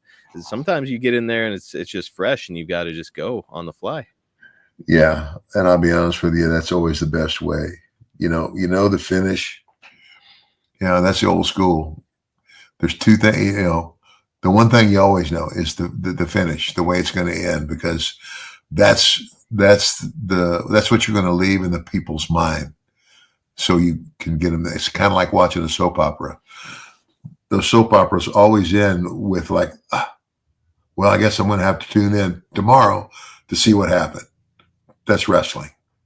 Same thing. It's an ongoing storyline. So there's a lot of matches, oh my gosh. Greatest of all time. I don't think there's any one single match that could be called that. Now, what they did was exceptional. No doubt. I would say, as far as a ladder match goes, I don't know anybody that's had a better ladder match than those guys had. I'll say that. No, I don't think so either. I think a lot of people might argue some of that stuff that the Hardy Boys were doing with Edge and Christian and stuff, but nope. To me, this is I think it's the greatest ladder match of all time. I do too. So unfortunately for Brett, he's got to follow this match in the main event with Yokozuna for the WWF Championship. So Brett lost to Owen earlier in the night, as I mentioned, and his Royal Rumble co-winner, Lex Luger, has a shot at Yokozuna earlier in the night and was defeated by DQ. So now both men are on equal ground. They both had one match earlier in the night. Now they have to face each other here in the main event. We've got Roddy Piper as the guest referee, and Brett is going to capture the win, and Vince has firmly planted his flag with his company front runner post Hogan. So iconic stuff, and definitely a deserving spot for Brett as he gets his big WrestleMania moment. Ted, can you talk a little bit about how difficult it must be to follow a match as epic as this ladder match for somebody like Brett and Yoko here? Well, yeah. But if you know what you're doing and you know how to do it, it can be done, and it was done. What you do, it's kind of like when you have a match like that, you're building and building and building, and it's kind of like, right at the very end. Okay. I don't know. I don't know if this is a good analogy or not. Go ahead, lay it on me. Okay. It's it's like having an orgasm. Okay. Yeah.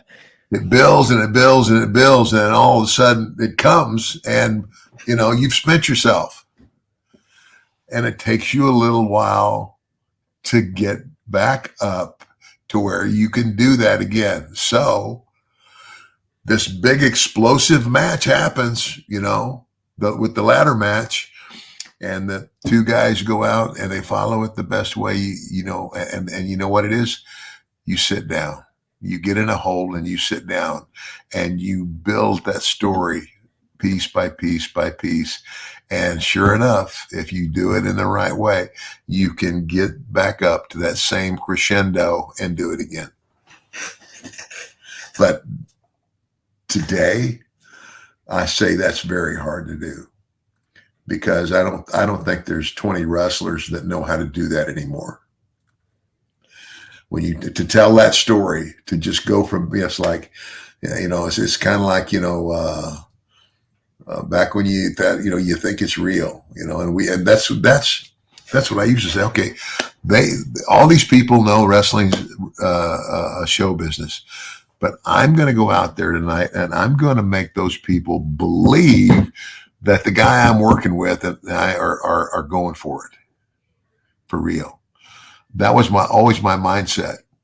And as long as I had that mindset, and I've even heard men say, oh yeah, those first couple of matches, man, that was phony. But those guys in the main event, man, they were going for it.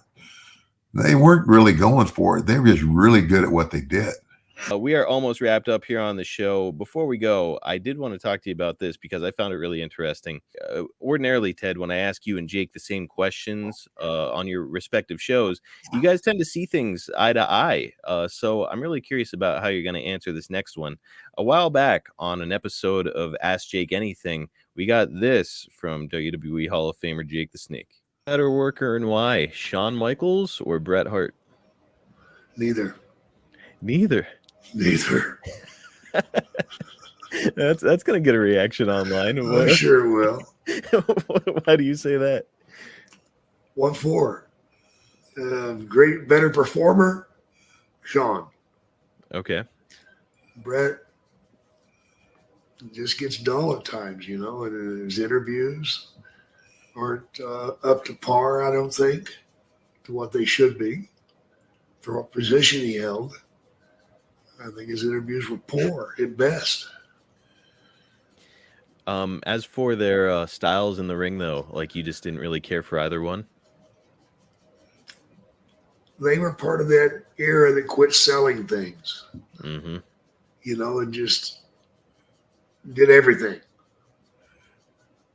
I will give it to Bret that he did wrestle a lot more than Shawn. Yes, he did. But Bret, to me, just, oh boy, I'm going to get myself in trouble here. He just wasn't a champion to me. There, I said it. Neither one of them. Okay, so Jake, that's what I love about doing a podcast with Jake. He always he tells it like he sees it. He does not sugarcoat things. Yeah. But it's just interesting to me because you and Jake, both second generation performers, both came up in the same kind of time frame. You guys are running very parallel courses, and of course, those courses are going to cross in Mid-South and the WWF. So you and Jake have an awful lot in common, but I've heard you say before that Bret Hart was world champion material and he fit that role well and you liked him there. Jake very clearly does not feel the same way. What's your take on all that? Well, I don't know. I mean, I thought that I thought Bret did a good job. I mean, everybody's got a different style. And Bret was, it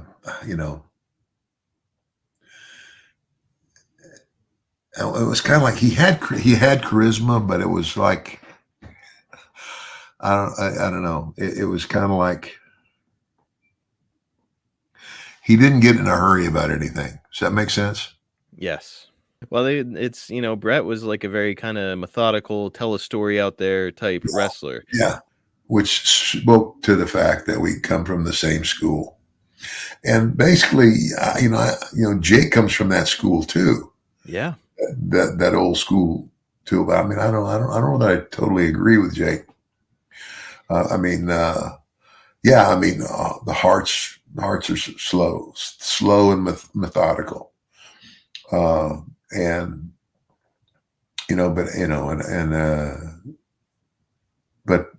Shawn, Shawn, I would think Shawn's speed would make up for the lack of speed that Bret might have not had. I don't know. When it comes to Shawn, I would have to go back and see the match myself. Shawn, Jake and I have talked about him on a number of occasions, and Jake always kind of comes back to selling. He said, yep, Shawn Michaels used to be one of the best sellers in wrestling. Then he started to work on top or closer to the top. He was like, it's like the closer to the top of the card you got, the less he sold. And I didn't like his style. And I was like, wow, okay. So it's, it's surprising because you always hear that Shawn was such a great seller. And here's Jake with these guys who are considered, two of the best ever in ring. And Jake does not care for it. And, I don't know that I ever studied it that much or paid attention that much, but I mean, I have a tendency to agree with everything, that Jake and I, my God, we both started in the same damn territory. Yeah. And were brought up that way. And, his dad, my dad, were both wrestlers, so I would have a tendency to agree with Jake, but I just have never. I didn't study it. I mean, it's not like I, and sometimes Jake picks up on things that I that slip by me, but I have to go back. It's kind of like. For him to have the insight to say, well, as Sean was more and more on top, he was less and less selling. So I don't know. I would think reality is the higher you climb the ladder, especially if you're a baby face, sell more. Especially a smaller guy. Well, not just sell more, because when you sell more, that means you're going to have an explosive comeback. Ah. And you're gonna blow it out the top on the comeback and the finish. So I mean, for me, and as a heel, I would call the match. And so I want to ask in terms of calling the match, because like what I would usually do with a guy, especially if I had never wrestled it, is I would, at the beginning of the match, I would put over, like we'd grab a hold and he'd reverse a hold, or we'd do something, he'd get out, and I would build it to where the people could start seeing my frustration. Like, dang it, he did it again. He got out. And so, of course, that would lead to me ultimately taking my first cheap shot. And that would lead to me getting the serious heat, and get that baby face in a hold and have the people stomping their feet or clapping, for him to get out and make a comeback. But once he does, then when he makes that explosive comeback, it's kind of like you jump in the air and shit in your hair. That's what we used to say, and then go. And that's when I would start bumping my rear end off for him, and then whatever the finish was. And, whether, and obviously if it's the blow off match, I'm going to put the baby face over. But if it's not the blow off match, then he gets this great big comeback, and, everybody thinks he's just about to put me away, and I somehow screw him again. And then there's the one more match, like, it's like, for example, he just totally beats the crap out of me, and I roll out of the ring and leave. Mm-hmm. And they count me out. So he wins, but you can't win a title match on default, right? On account, So it's like, you beat me, but I didn't lose the belt. Now we got to have another match. Well, next time, they either put the guys around the ring, lumberjacks style, or they put up the cage. Man, it's such a cool way to tell a story, and that's what strikes me about all of you wrestlers. All the wrestlers talked about here: Jake, you, Brett, Sean. It's all great storytellers in the ring, and that's why it's like hearing this from Jake. Like, I was shocked whenever Jake said it. So, but Jake, he's a really sharp guy. So to your point, maybe he's watching these matches differently than you and I. Yeah. Well, that's some insight that I just never. I never took the time to. I didn't look at it like that. But if I went back and looked at it,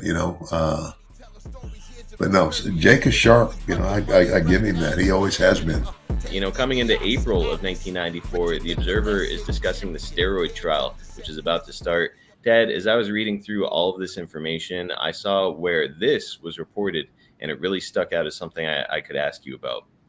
The most well-known, but not the only distributor to WWF wrestlers, and a few wrestlers from the other organizations as well during that time period, was Dr. George Zahorian, who was convicted on 8 counts of illegal steroid distribution and 4 more counts of other controlled substance distribution in 1991. Zahorian has spent most of the period since the trial in prison. Zahorian also supplied steroids to McMahon, so if nothing else, McMahon must have had knowledge of what Zahorian was doing as it pertains to his wrestlers, since he was purchasing them himself. Zahorian in the mid-1980s would, according to trial testimony, set up shop backstage at WWF house shows in Western Pennsylvania and routinely distribute various kinds of drugs, including steroids, to wrestlers. So holy smokes, man, this is a doctor that was backstage and I'm certain was around you a time or two. And now he's in prison. And it seems like the bottom is about to fall out for Vince McMahon, the WWF. So I wanted to ask you, allegedly, he's openly distributing drugs behind the scenes during this period. It's 30 years later, so I don't expect you to remember specific details, but do you recall seeing Dr. Zahorian behind the scenes? Yeah, I saw him. But I personally, I didn't deal with him. I wasn't going to go there. And so, I don't believe he's ever sold anything to me. I mean, and I didn't do drugs. I mean, it's kind of like, I guess, and he was supplying steroids as well, correct? Yes, sir. Yeah. Well, look at my body. Do I look like a muscled up geek? No, I never did. I was always in shape, but I just, and again, I've never had huge arms or whatever. I had good shoulders and triceps and a pretty good chest. It was kind of like, I didn't want to look like a dang bodybuilder. Mm-hmm. That's not wrestling. Of course, I'm sure Vince would have liked it better if I had looked a little more like a bodybuilder, but I had no interest. I really had no interest in looking like that. Yeah, and you didn't need to. Jake didn't need to. Jim Duggan, who we were just talking about, Jim was fit, but he wasn't. He didn't look like skin stretched over cinder blocks like some of these guys. Right. Like it's fine to not be this big muscled up kind of a freak, even though that's sort of the look that Vince McMahon was marketing at the time. Yeah. And do you recall seeing him selling stuff to people? I know I can't ever say that I openly saw him, I mean, most of it, it's not like it's not like he walked in the dressing room, he would show up, you'd see him there and he would go do business with whoever, whether it was under the bleachers or, out back in the parking lot or whatever. I don't know. And I didn't care. That's how you stay out of trouble, boys and girls. Stay the hell away from that scene. Yeah, that's right. Steroids in professional sports like baseball or football would clearly present an unfair advantage. But in wrestling, it is, it's performance based, predetermined, and everybody is well aware of that nowadays. So, in your opinion, Ted, if wrestlers want to use steroids, should they be allowed to enhance their body, speed up recovery, etc.? What I would say is, if you're going to do it under a doctor's supervision. Mm-hmm. And that's one of the things when I signed on with Vince, it's kind of like, again, I didn't have, I've always had, I tell everybody, even when I was working out and I always had buggy whip arms, man. I was like, I could never get the big guns. And, but again, I always would advise you to do it under his doctor's supervision. And that's what I did. I mean, Vince, when he signed me, he says, we're really looking forward to what we can do with you, Ted. He says, but I do want you, I want to see you in the gym. And I said, well, you will. And I did. And, I was always afraid of steroids. I again, at home, went to my doctor and talked about it, and it's kind of like, I'll be honest with you right now. I go to this, it's a place out in North Jackson, and it's called the Men's Clinic, and it's, all kinds of, and they go in there, they take your blood pressure, that they draw blood and see where you're at and all that stuff. And and they give me 4 syringes, okay. And each syringe has like a cc, I think it's 1 cc of testosterone in it. And so I take that one shot a week, but that's totally under a doctor's supervision, and it's not for bodybuilding. It's just like for male maintenance. You know what I mean? Mm-hmm. Yeah, get your T levels where they're supposed to be. Yeah. Keep everything else level. Shout out again to Blue Chew. So Ted, it makes me wonder, you said that Vince approached you, about hitting the gym a little bit more often. We can go on record right now. It's all these years later. Did Vince specifically tell you that maybe you should consider steroids? Never. No. So, I mean, at the time they would have it in court that it was like, McMahon is just peddling this to the wrestlers and he's in on it with Zahorian and it's this whole thing.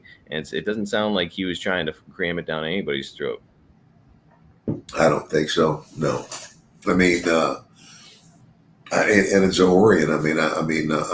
I'm sure. I mean, if the guy was there, I would guess that Vince would have to know that if somebody's hanging around the wrestlers and selling stuff. So it's kind of like it's like maybe Vince intentionally looked the other way. I don't know. I mean, really don't know. As you're saying that, it's reminding me that on our WrestleMania 5 episode, we talked about how Vince openly stated that professional wrestling is worked, fake, so that he could avoid having to pay for a ringside doctor in some of these venues that he was working at. So Vince was not especially fond of the idea of having a doctor in the building that he had to pay for the presence of. So, like, if Zahorian is there, I would guess that Vince McMahon wasn't looking to pay him. It's not like he brought him in to be a medical advisor. So what was that guy doing there? Yeah. No, I mean, he was probably, somebody he had to be a contact for somebody. I mean, we did have a bunch of muscle heads in WWE back then, and and they were getting their stuff from somebody. So it's like, if somebody would say, okay, well, you know what? There's a bunch of other guys that that I'm wrestling with that would probably be interested in what you're selling. It could happen that way, to where the guy is, oh gosh, I'm going to go sell to a bunch of wrestlers, But I mean, Marcus, God's honest truth, I have no idea because I stayed totally clear of that crap.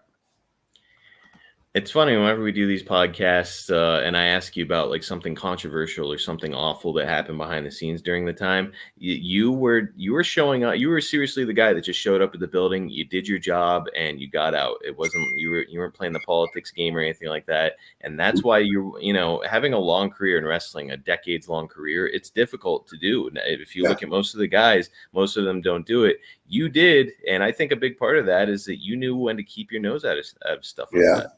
Yep. Well, the hits keep on coming for Vince during this time. Jesse Ventura will be awarded over $800,000 from Titan Sports for voice work on over 90 videotapes. Apparently, Ventura signed an agreement that he was not owed any royalties, but it was deemed in court that the agreement was signed fraudulently because Ventura was lied to about what he was entitled to. An $800,000 payoff, Ted. It's absolutely wild. And even for a man with Vince's wealth, it's a big hit, especially given all of the legal fees that he's dealing with at this time. Do you remember hearing about any of this with Jesse?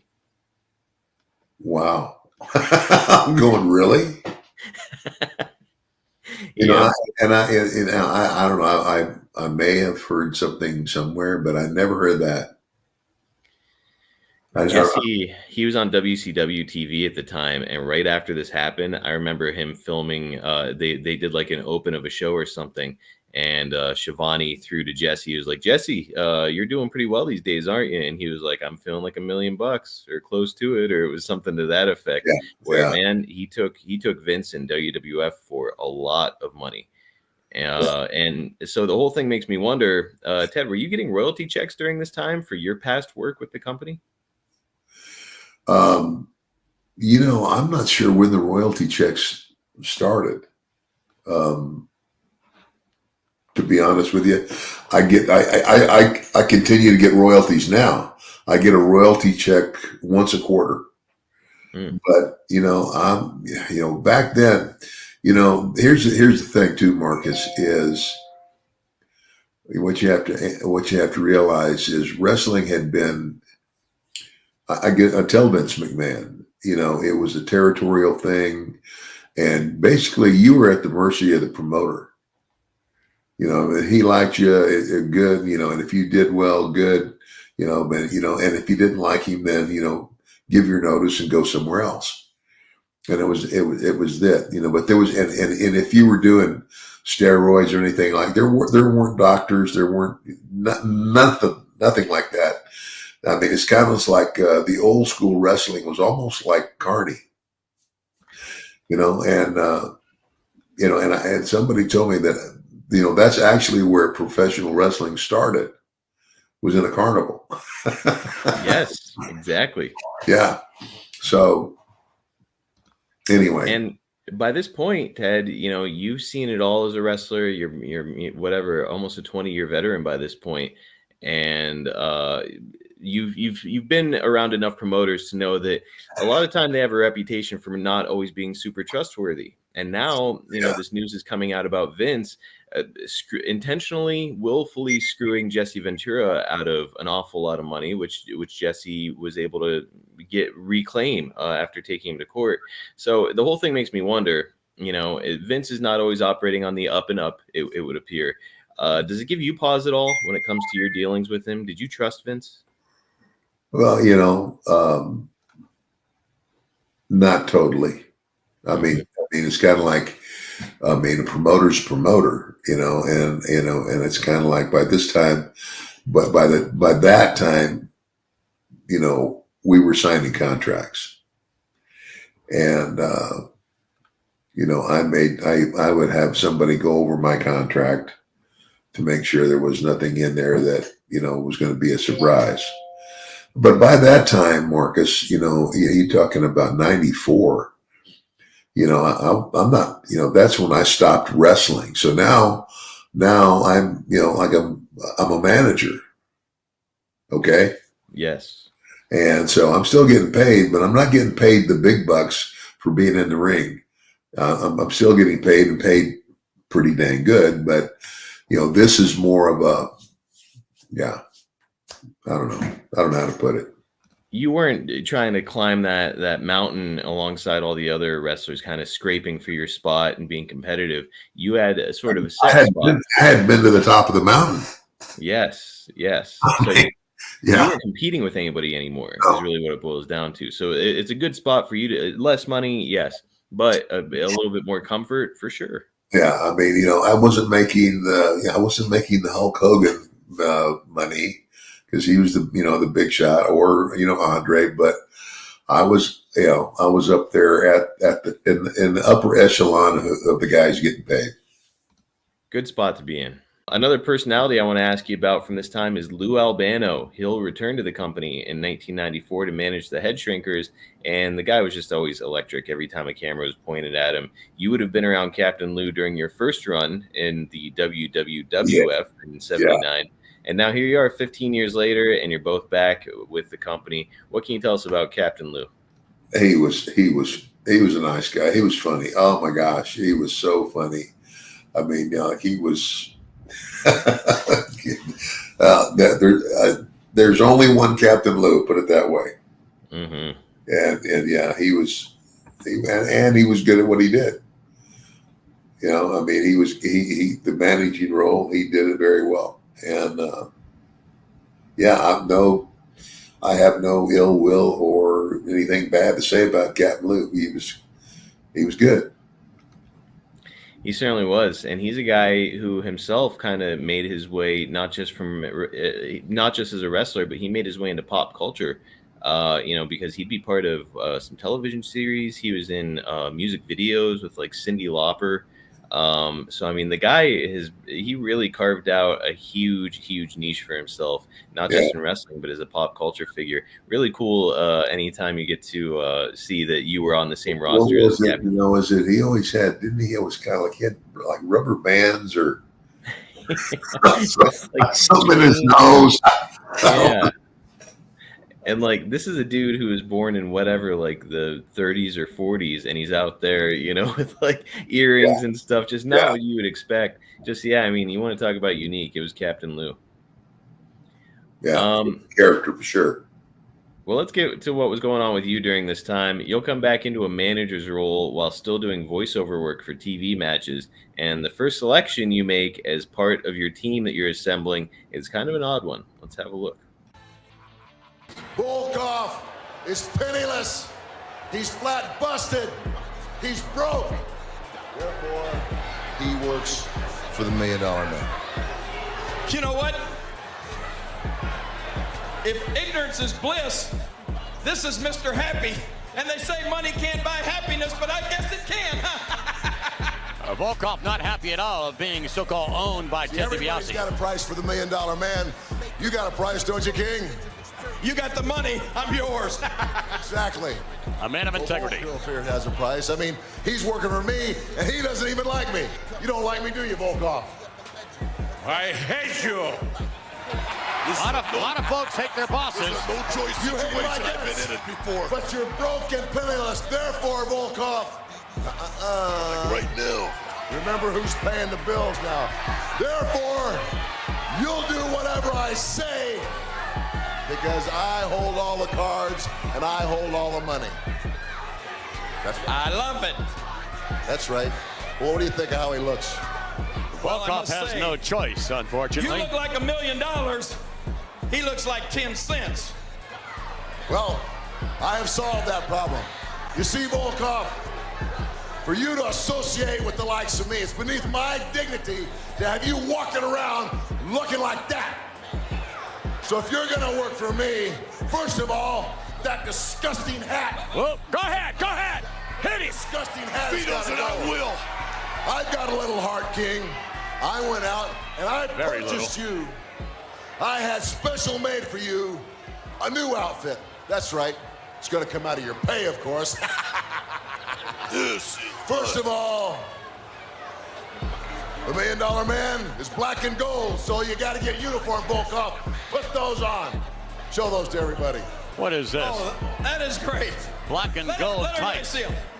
Those are beautiful. Property of the $1 Million Look Man.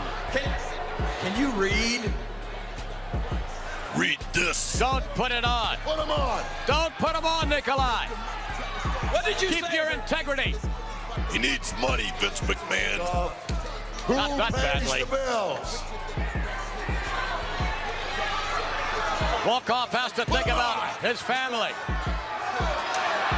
He has to think about, He's hesitating. oh, well, he's going to do it. Family first. Seen it before. That's right. Yes, but look at this. DiBiase is humiliating Volkov intentionally. A little clumsy, but he's getting there. Wait a minute. What's... Well, they look good. Now turn around. Let's see it. Come on, turn around. Property of the $1 Million Man. Insult the injury. Property of the $1 Million Man. Boy, I'll tell you, never thought I'd feel bad for Nikolai, but you got me there. Oh gosh. Man, what do you think watching it back here 30 years later? Well, that was the whole thing, man. The whole thing is that, you know, people were supposed to hate my guts, and they did. And I did a pretty good job of making them hate me. I mean, when you can I even now, and it's a compliment now. I mean, people will come up, you know, when I'm somewhere signing autographs, you know, and they'll get an autograph, and they'll go, you know, Mr. DiBiase, please don't be offended, but I hated your guts. And I just smile and go, thank you. You were supposed to. I said, if you had liked me, I'd be a little worried about you. Yeah. No, anyway. So, do you still kind of get a charge out of it nowadays whenever people tell you that, you know, how much they hated you? Oh yeah. It's, you know, but again, that's all it tells me is I did my job well. That's it, man. So, any recollection of why Nikolai would have been chosen for this role? Just for perspective, at this time, he's 46 going on 47, and his time with the company is actually going to end later this same year when he'll go into semi-retirement.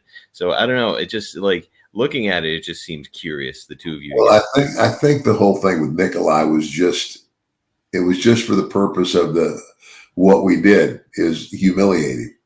To get heat on you. Yeah, to get heat on me.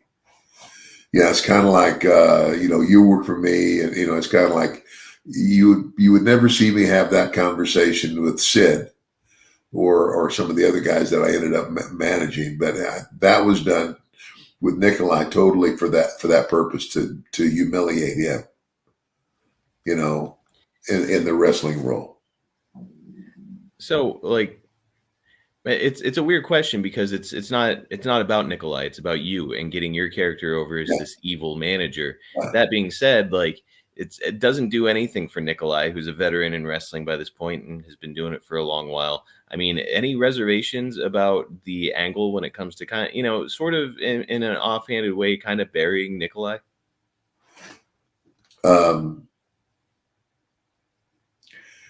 Not really. I mean, you got to understand Nikolai's position and where he was at that time, in the company. Nikolai is at the end of his run, and Nikolai had never been like, he was he ever the main event? If so, it was not for a sustained period of time. Yeah. So it's and he was doing business, and that's what you're supposed to do when you're coming toward the end of your career, right? Well, and again, it's just like doing a job. You're there to do a job, but I mean, and this was all, I think, all understood. It wasn't like he was out there against his wishes. Okay, it wasn't like, okay, well, I have to do this, but this really sucks. No, I mean, he's playing a role. We were all playing a role. That's it. And I think a lot of people lose sight of that and get swept away in like the characters and stuff. But the fact of the matter is, it's like if you're on a television show and somebody said, hey, you need to play this down on your luck guy, and this rich guy is going to take advantage of you, you'd be like, okay, yeah, no problem. It's the same thing. That's the same thing. Yep.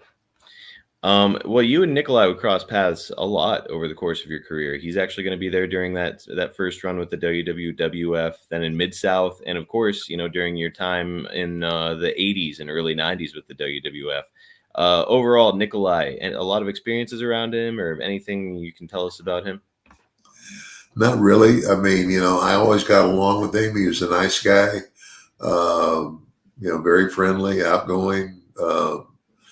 It's kind of like, he wasn't one of the guys that just sat in the corner and with his head down. And no, I mean, nothing special, but yeah, I mean, we got along. It's interesting seeing him painted in a sympathetic role here, because, his character has been mainly established in the role of like a foreign antagonist, somebody who hates America. Yeah. Do you think it's hard to reverse something like that and turn a guy like Nikolai babyface? It can be done. I mean, you can turn anybody. It's just how you do it. It's kind of like, but when you do, it's kind of like this. It's like, I was really over when I was a babyface. And the more over you are when you make the switch, because I was such an over babyface, like say for Bill Watson Mid-South, I mean, I was like one of his top guys.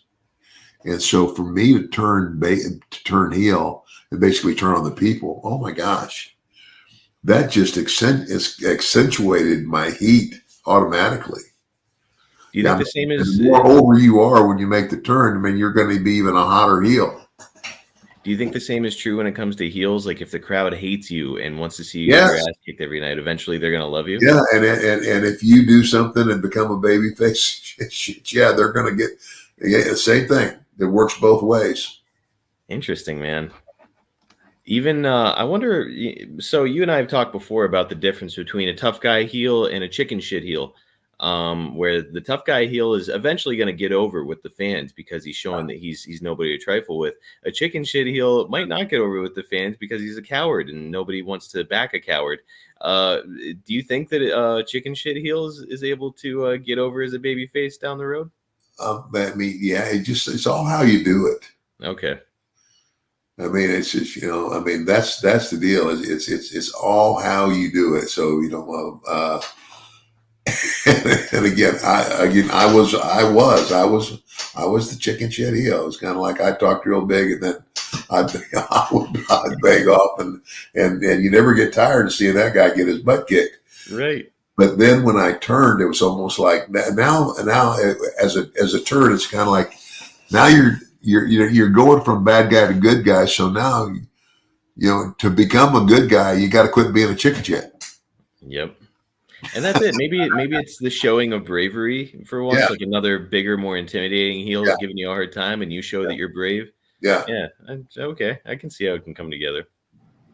One other thing I wanted to talk to you about here was how it was fun seeing you and Lawler in the ring as heels together, because for two guys that never really worked together much, the two of you had a lot in common. You're both considered excellent workers, both great as antagonistic heels, and both really comfortable in the color commentary role. Lawler himself is 43 at this time, but he's still an active wrestler with the company, and he'll main event the upcoming pay-per-view that year, King of the Ring, working with Roddy Piper. What do you make of Jerry's work, his commentary abilities, and the whole presentation of the King? No negatives there. I mean, Jerry was good. He was good. He was good at everything he did, and more power to him. Man, no real flaws in his game that we can see. And one of the things that is always said about Lawler, and something I've heard a few guys over the years say, is that he has the best working punch in the history of wrestling. Ted, would you agree? I don't know about that. That's I might have something to say about that. You had a great one too. Yeah. And what's really funny is I've talked to a lot of wrestlers about working punches over the years, not just on recording, but privately, just because it's interesting hearing everybody's take on the right way to do it. Yeah. But what's really funny about it is that invariably, most of them, if you ask them, hey, who had the best working punch of all time? Almost all of them have said, I do.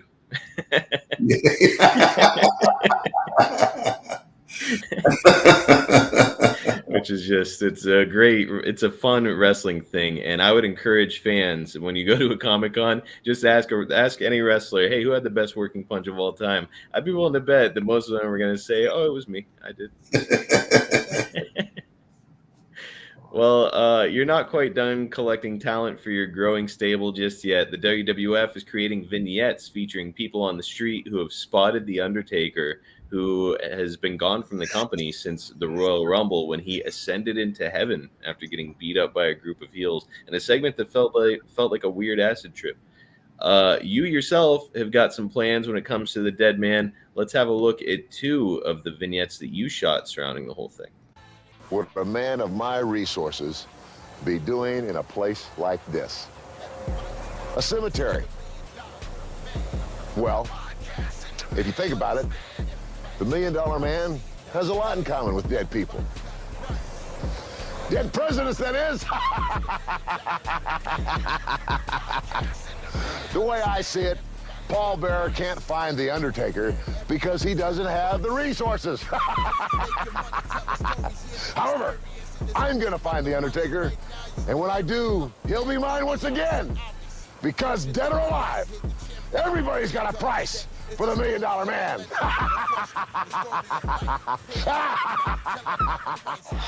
Last week, you saw me, the $1 Million Man, Ted DiBiase, in a cemetery. This week, I'm in a funeral parlor.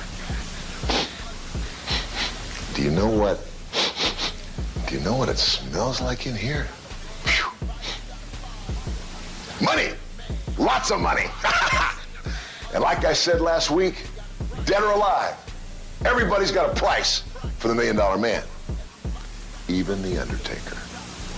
So it should come as no surprise to all you stiffs that I've made contact with The Undertaker. And soon, very soon, he will be mine once again.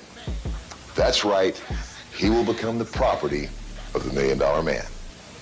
And when that happens, all the other superstars of the World Wrestling Federation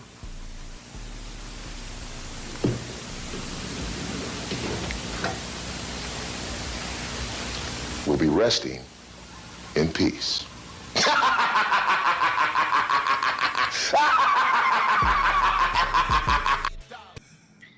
Man, I forgot. I forgot about that interview. That was, yeah.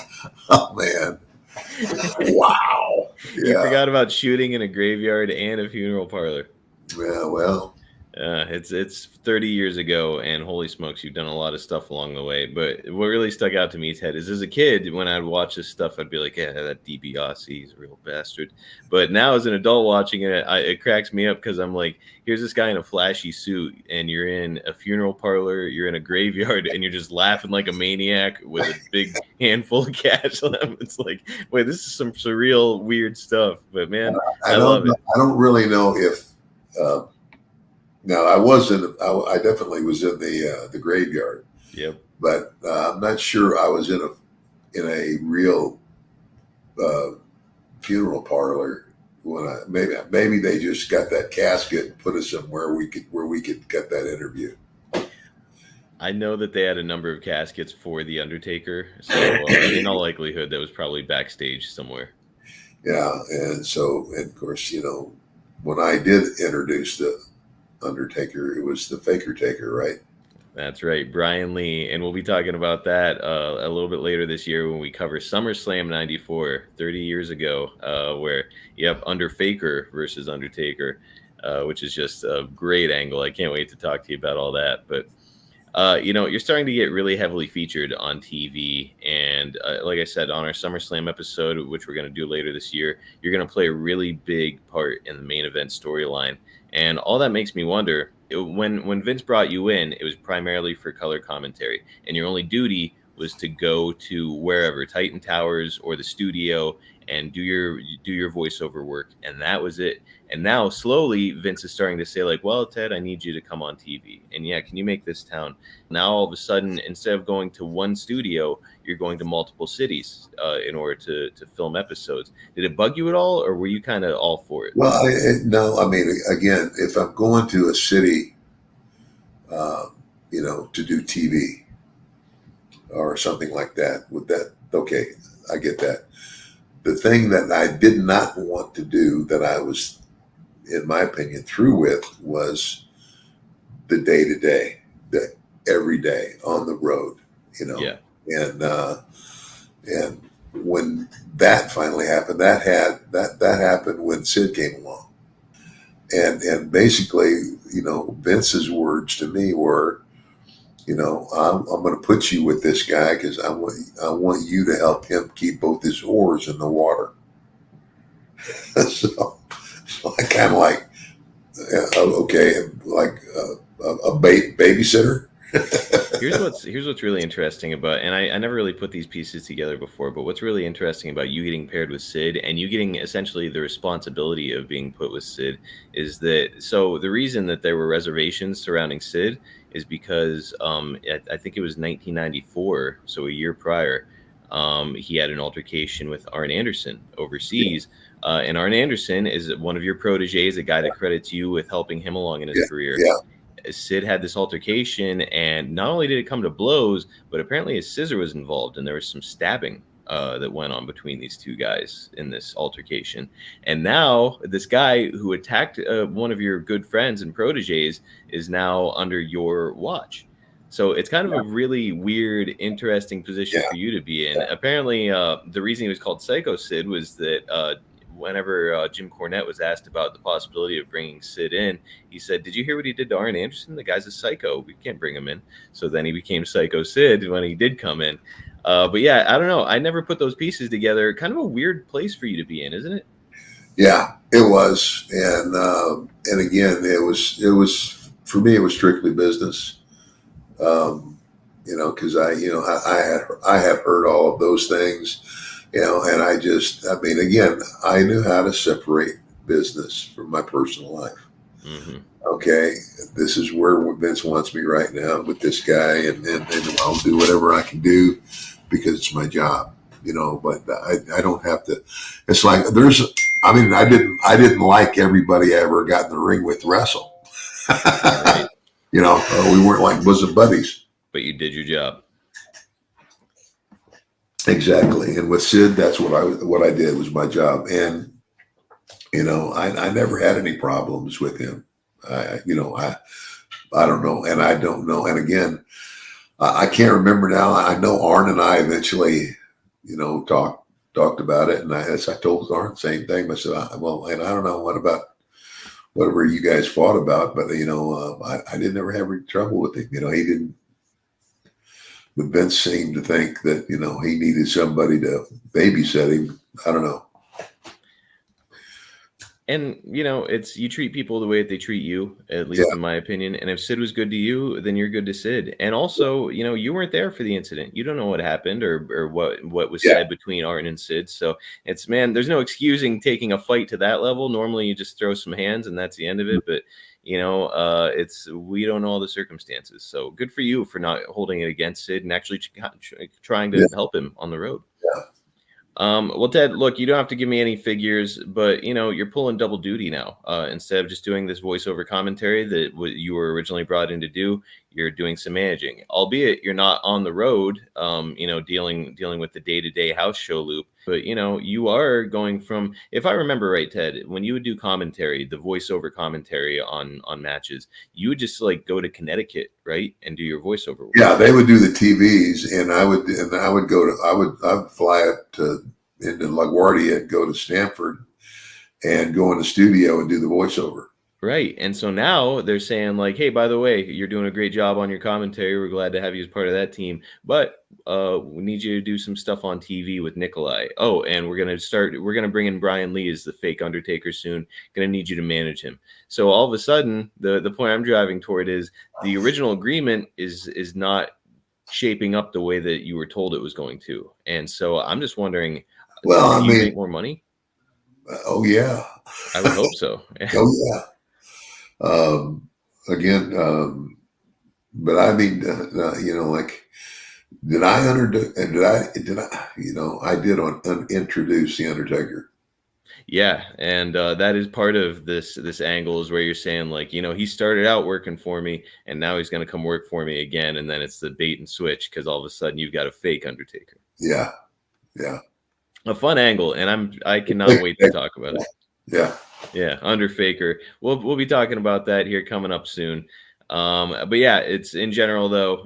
You were good with it. A little extra money. You're having a good time being back on the road, and you get to kind of be one of the boys without having to deal with the day-to-day grind, right? Yeah, and again when I left, and again when I left the WWE and when I crossed over, when the wrestling wars started and the guys were, going to work for the other company, and again, another conversation. I should have just gone to Vince. I always felt like, well, this guy is putting me, I'm not an active talent anymore, and he's done this with me, and he's done this with me, so he's found a place for me, commentary, okay, manager, whatever. And of course I was grateful for that, but going back on the road was, that was a thing, and then I did have that conversation with Vince later. Going back on the road was danger for me, because going back on the road was,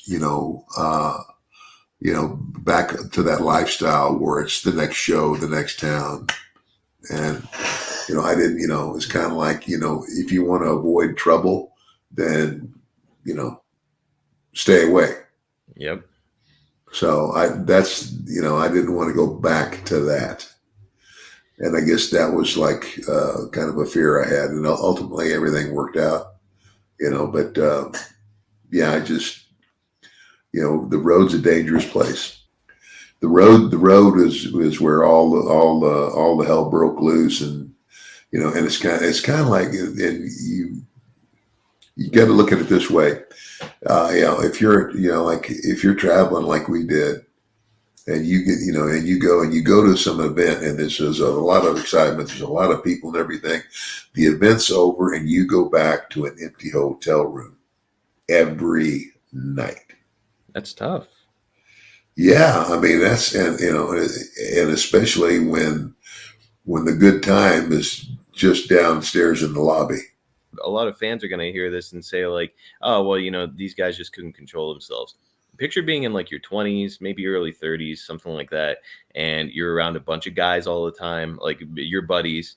It's like college. It's essentially it would be the same kind of setting where it's like just a bunch of guys out on the road. You're gonna drink. You're probably gonna experiment with drugs. Women are gonna get involved. You know, it's not an easy lifestyle to avoid. It's really not.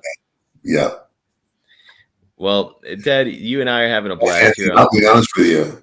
Sometimes you can even go to your room.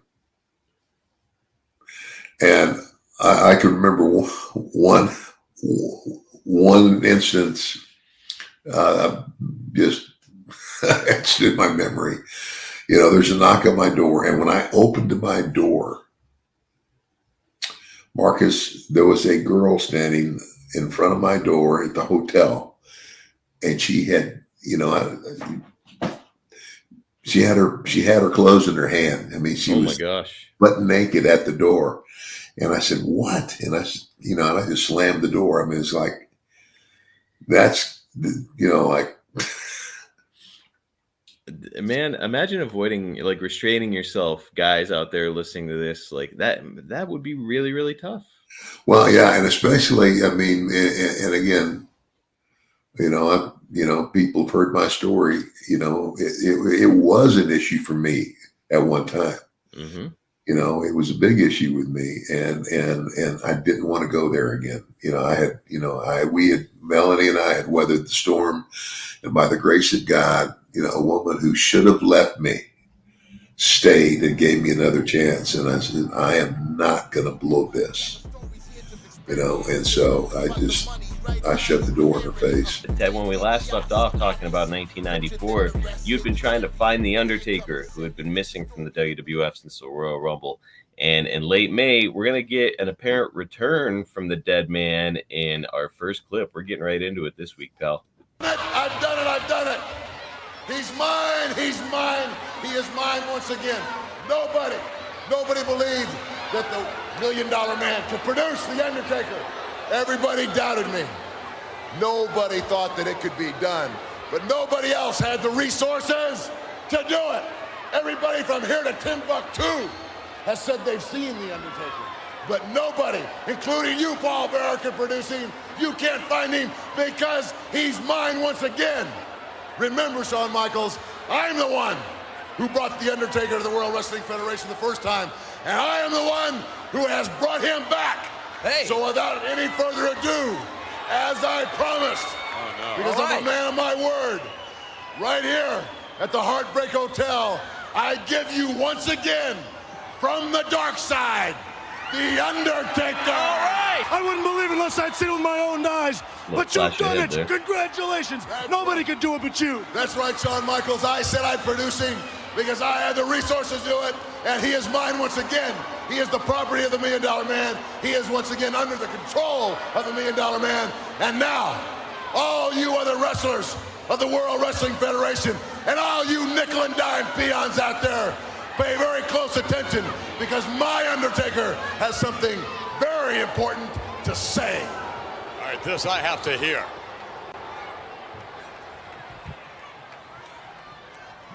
There's nothing to fear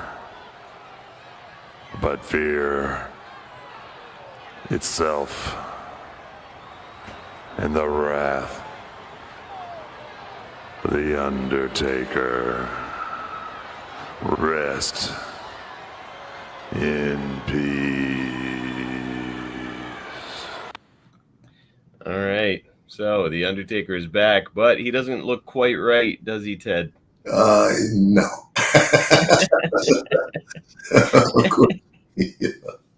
This is everybody's like shocked, surprised, and then then they're going to get another surprise. So am I. Man, it's they actually did a pretty good job there of making him look like the real Undertaker. That was Brian Lee, of course, who previously made his name in Memphis and Smoky Mountain Wrestling. Yeah. And they did a good job, and they actually used the Undertaker's voice as like a dub over for that to really kind of fool everybody. Yeah. But Ted, I don't know, man. The imposter Undertaker angle. What do you think looking back on it? Too cartoonish or good stuff? I'm not sure. I mean, it was kind of like one of the most iconic characters he's in the top 10. He may be in the top 5, of, well-known characters that the WWE put out. And for sure, he's definitely one of them. So yeah, for the people to have the opportunity to see him again is great. But this little twist that they did on this thing, is really cool, because as we're about to find out, when the real deal shows up, everybody just pops. Oh yeah. Yeah. Because I think the discerning wrestling fan, as a kid, you look at that and you say, like, well, that's the Undertaker. But some of the older fans, I think, at a glance would say, wait a minute, that doesn't look like the Undertaker. Yeah. And I don't know, man. It's like, I like the angle. A lot of fans, including a guy who does research for me, Andrew Hermis, I had told him that we were doing this episode, and he was like, oh, what a terrible angle. And I've heard that echoed by a lot of fans, bad angle. But to me, it's like, I think it's good angle, maybe not the right execution, because I don't know. It's to me, it's just interesting. Well, again, I guess the thing is, and I can see where some fans would say that. Because basically, and I won't try not to take anything away from the Faker Taker. Mm-hmm. But if he had more. You know what I'm saying? Ability, ring savvy, and what have you. If they could have legitimately put on some really good matches, I think that would have made the difference. I agree with you. I don't think that didn't happen for sure. Brian Lee, he's a really big, impressive looking dude. But to your point, I don't know that he, you've got one of the greatest wrestlers of all time, probably the greatest big man of all time across the ring from him. Yeah. And he's expected to keep up. And I just don't know that he was there. No. Years later, things are going to be different with Glenn Jacobs as Kane kind of opposing The Undertaker as sort of like an alternate force, because Glenn can go. He's a great wrestler. So, exactly. Big difference. But yeah, so we're building towards SummerSlam, and of course, Undertaker versus Undertaker. And that also means, Ted, that you as a manager are on the opposite side of Paul Bearer. I hear all the time that he had a great sense of humor. What did you think of Percy as a performer, and do you have any memories of him? Oh, he's a great guy, and a great individual, and he was very good at what he did. And what a lot of people don't know is that legitimately he was a mortician. Yes. You know that? I did. He had really been a mortician, so it was like none of that graveyard stuff fooled him. Yeah, I don't think anything was going to. I think did such a great job because if you talk to him, as he really is, and then you watch him do that what was his name? Paul Bearer. Paul Bearer, yeah. Percy Pringle. He's a good guy, very good guy. I don't think I've ever heard anybody say a bad word about Percy. Everybody seems to really like him, and what a performer! You want to talk about committing to it's weird and it's silly. His name is Paul Bearer, and he looks like what's his name, Gomez or whoever from the Addams Family out there. Like something right out of the Munsters. Right, exactly. But he owned it, and he put his all into it, and exactly. A pretty iconic character. Yeah, it was great. Well, Ted, on the other channel, Hulk Hogan officially signed his contract with WCW, and they have a big ticker tape parade for him at Disney MGM in Orlando. And just for context, again, we're talking about the biggest star ever in wrestling, who has become a household name and a part of pop culture history at this point in his career. And now he's jumping ship to the competition. But you combine that with the fact that the upcoming King of the Ring pay-per-view is going to draw the lowest buy rate in the history of the WWF. It kind of has to feel like things are going off the rails a little bit. Yeah. But I'll say it now, and I said it back then. I said, don't ever think that you are going to pull one on Vince McMahon. Vince McMahon is resilient. you know, I would say this: what Vince really knows about wrestling in terms of, you know, finishes and all that kind of stuff, and whatever, you know, that's not Vince. He's not really a wrestler. What he is a extremely good marketer of his product. Yep. And if he's got to take a turn and go in another direction to do that, he'll do it, and he did it. You know, you were there for like the big shift in pro wrestling, where pro wrestling went from being kind of, as you've said before, sort of like the redheaded stepchild of the entertainment industry, to now it's the toast of the town whenever Hulkamania is going crazy, right? It's all over TV. It's bigger than it has ever been. It's reached an unprecedented level. Now coming out of that, Hulk Hogan has jumped ship. The numbers are way down. Things aren't going the way that they had been in previous years. It makes me wonder, Ted, from your perspective, did you feel like, okay, that was like an anomaly with Hulk Hogan, the party is over, wrestling reached its peak, and now we're sliding back down? Or did you feel like it could reach the same peak again as it did with Hogan? You know, I'm not really sure. I didn't think that wrestling would ever go away again. And, you know, it's like, but I mean, I don't care what you are, what other, anything that's in television programming, it has its ups and its downs and its in betweens. And you know, I definitely think that, you know, Hulk Hogan leaving the WWE and going to Turner was definitely, I think, a shocker for everybody. And obviously, it's kind of like the $1 Million Man says, everybody's got a price. Ted, hypothetically, if you had received an offer from WCW at this time, 1994, were you contractually bound to the WWF in your new role as a manager or announcer, or could you have come and gone as you pleased? I think you know what? I'm trying to think.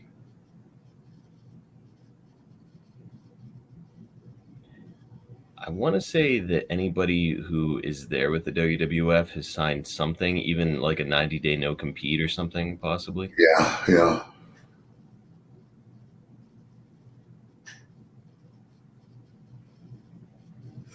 And you know, I think the issue might have come up with my contract, and I didn't sign it. I don't know.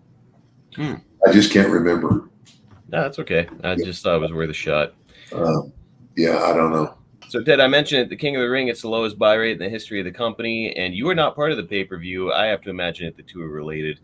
But I did want to ask you about the main event. It's Roddy Piper versus Jerry Lawler. And this is significant because the WWF have been trying to position Hulk Hogan on their TV as being over the hill and old. And, he went down there with lesser competition. He's old now. No sense in turning the channel over there. Well, in the meantime, Lawler and Piper are 44 and 43 years old, respectively. So, Ted, you yourself are 40 at the time, and these guys are all part of your generation of wrestlers. Like, did you feel like this new generation of guys that was coming up was going to be able to kind of carry the ball in replacement of Hogan, or is it a safer bet to get guys that are established like Jerry Lawler and Roddy Piper in the main event? Well, at the time, I would say, yeah, you're better off giving the established guys the top of the card, because that generation, and Marcus, and you've heard me say this before, and I hear it from the fans all the time. He says, you guys who were on top and the main guys from the mid 80s to the mid 90s were the last great generation of wrestling. Mm-hmm. And they say that because the old school way of learning our trade no longer existed. And prior to that time, when you got into wrestling, you went to a territory, and they would start you, and you'd be on the opening match every night with somebody who could lead you. And then gradually, you progress and you start picking it up. But you're wrestling in front of a live crowd every night. That wasn't available anymore. By this time, guys are going to wrestling schools, and yeah, they might wrestle in front of the guys that are also in the school, what have you. But the real art of the way we learned our trade, that it doesn't exist anymore. Territories were gone. Yeah, territories were gone, and that's where you really learned. I mean, that's where I learned.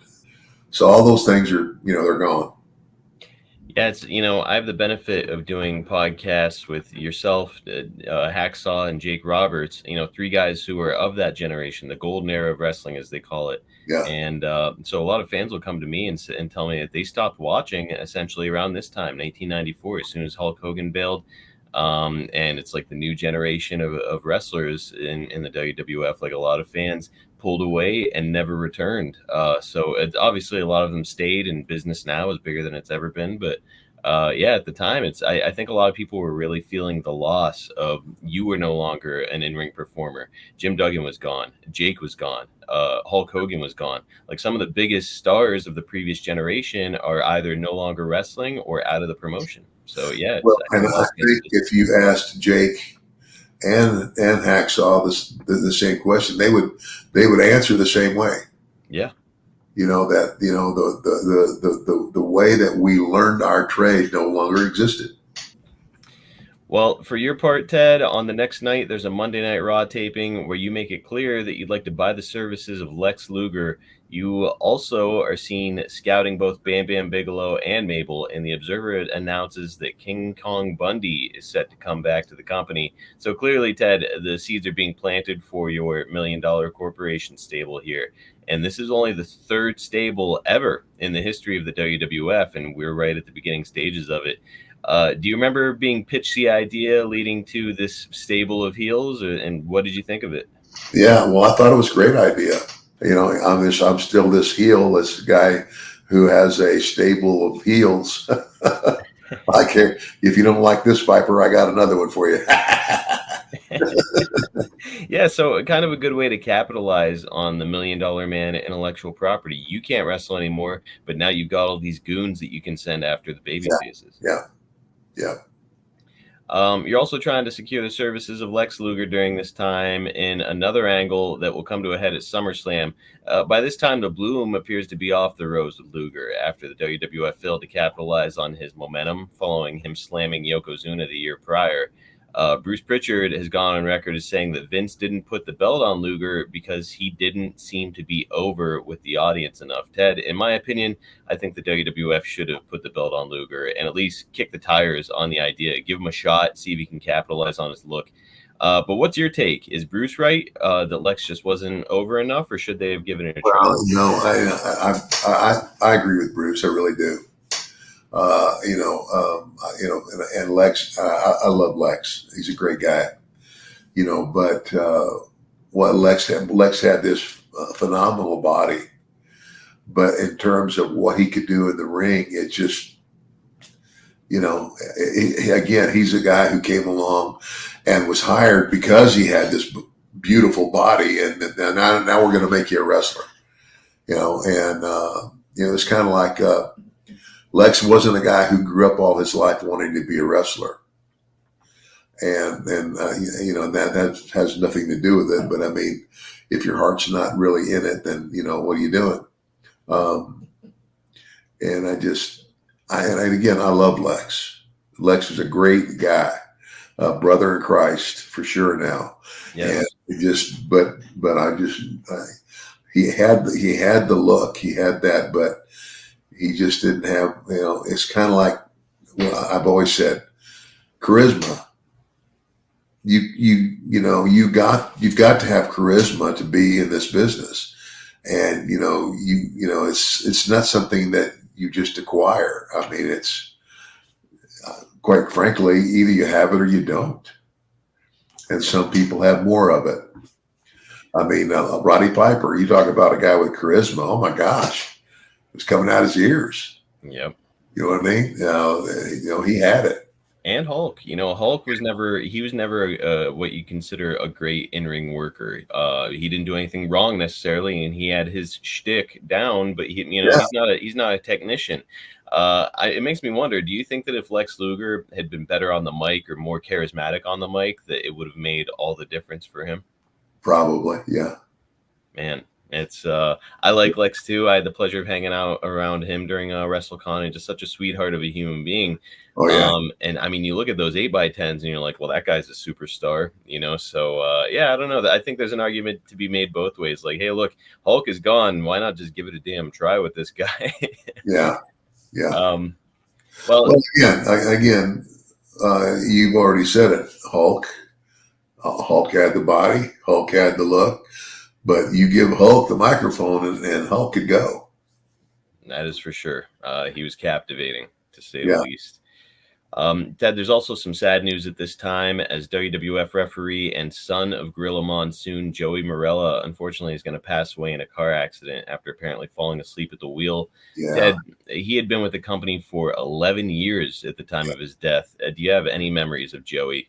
Joey was good. He was a great guy, and he was fun to be around. He was, I mean, again, like all of us, I mean, he grew up in wrestling. His father is Gorilla Monsoon. Joey was a good guy, and he was a great referee.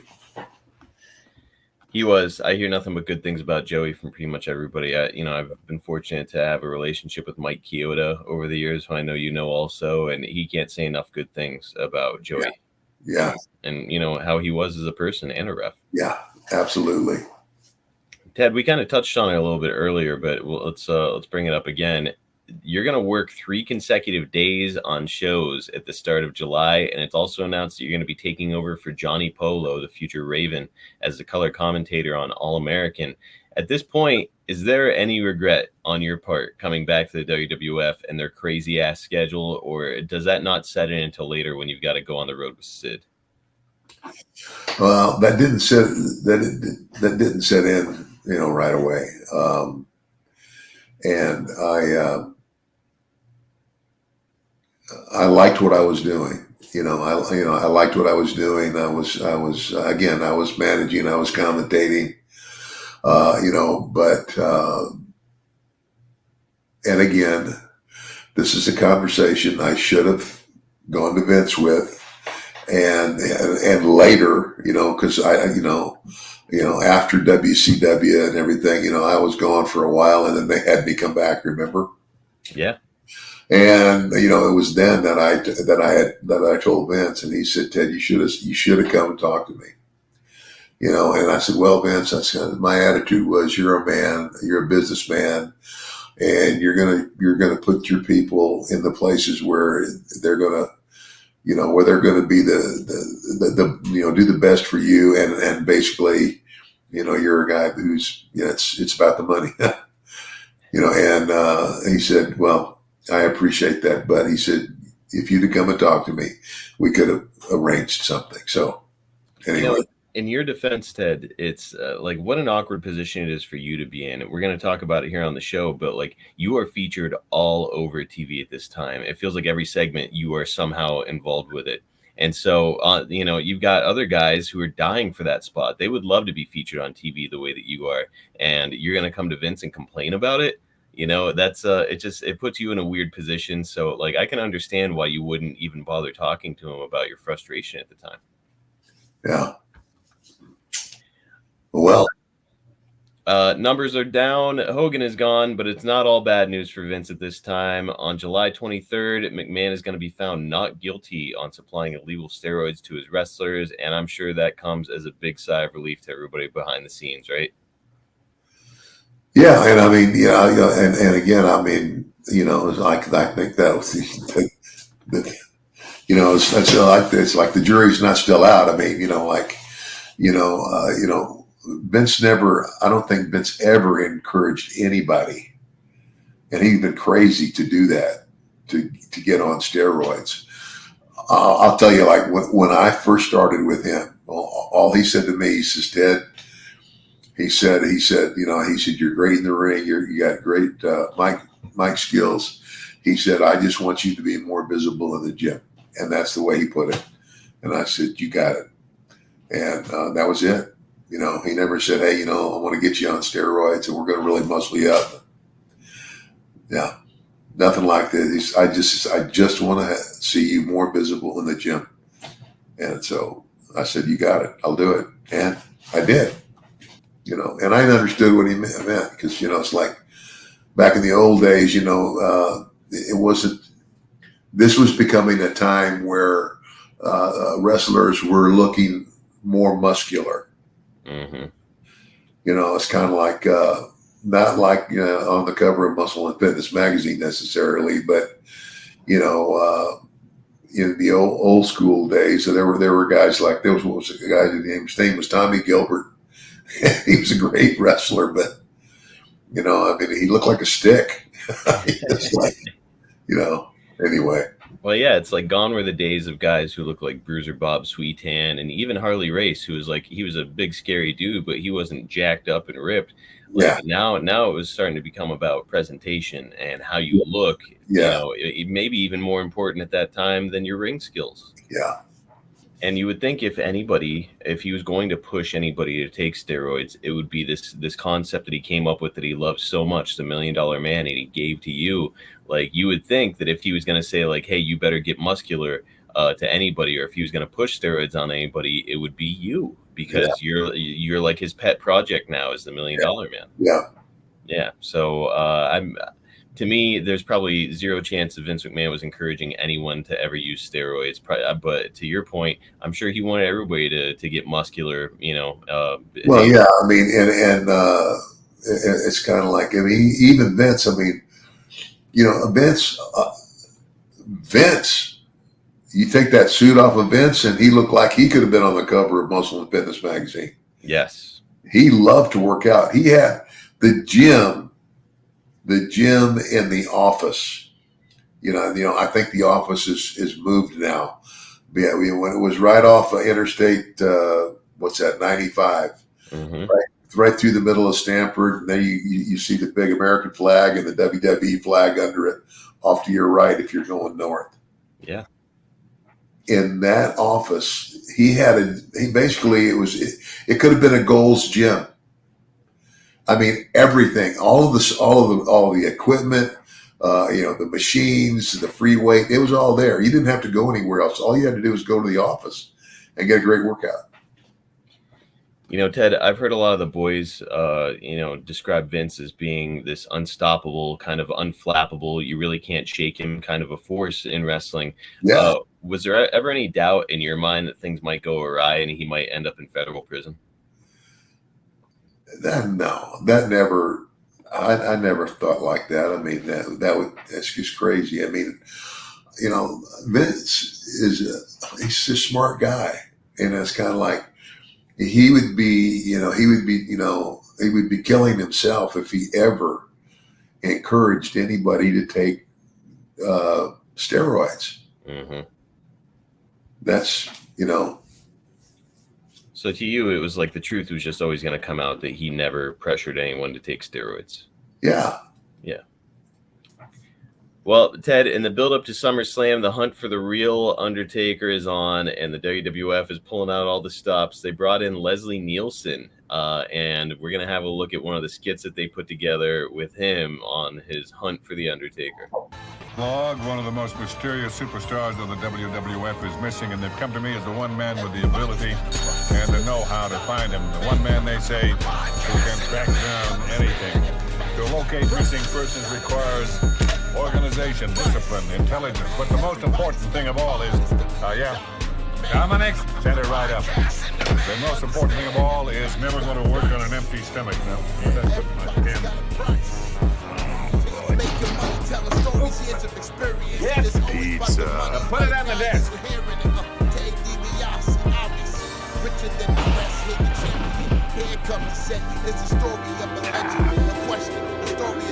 Oh, it's suddenly got cold around here.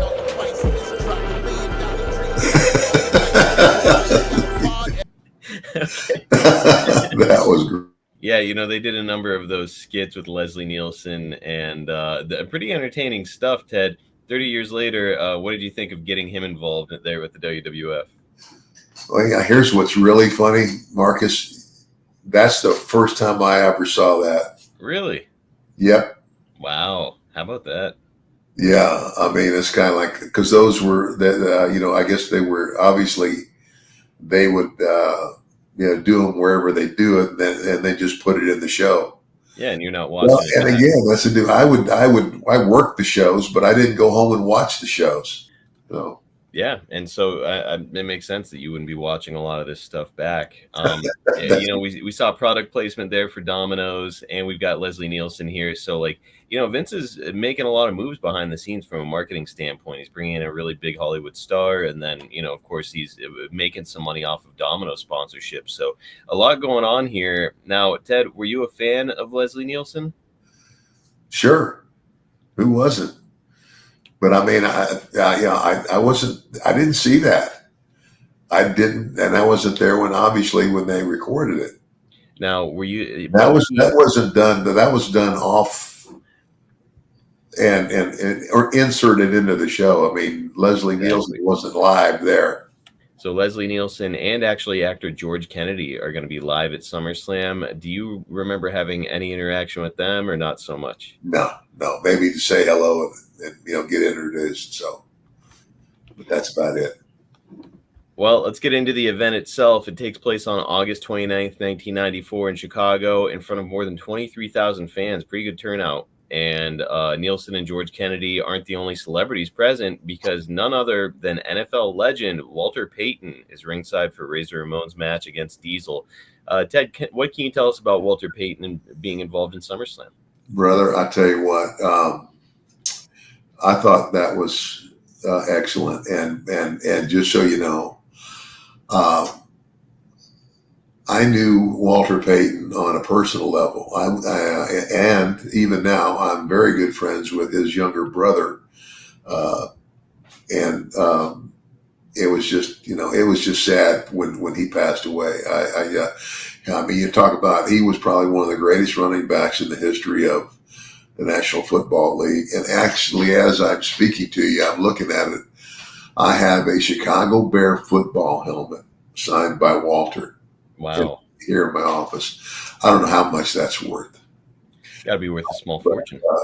But I am very close friends with his brother Eddie.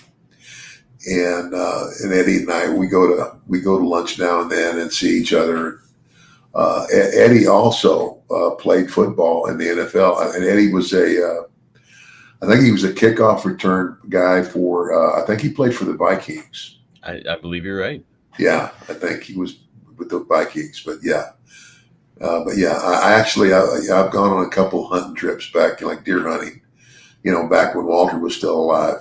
Great guy. Just unbelievable football player, but even a nicer guy.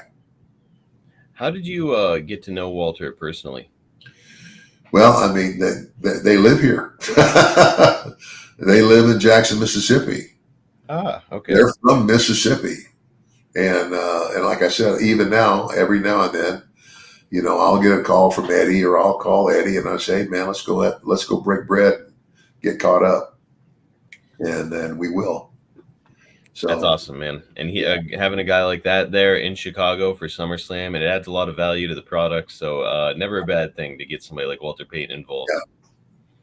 Well, Ted, the real star of the show, we've got Leslie Nielsen there. We've got George Kennedy there. We've got Walter Payton there. But the real star of the show appears to be you during this event, because you are featured all over this pay-per-view. You're getting involved as a manager during a match between Bam Bam and IRS versus the Head Shrinkers.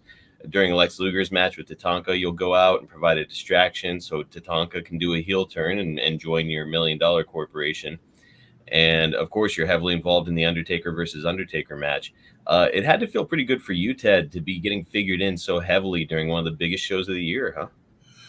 Well, actually at the time, you don't think about that. You're so busy, just go do what you need to do and get it done. So, I didn't really have time to consider how often I was on the show.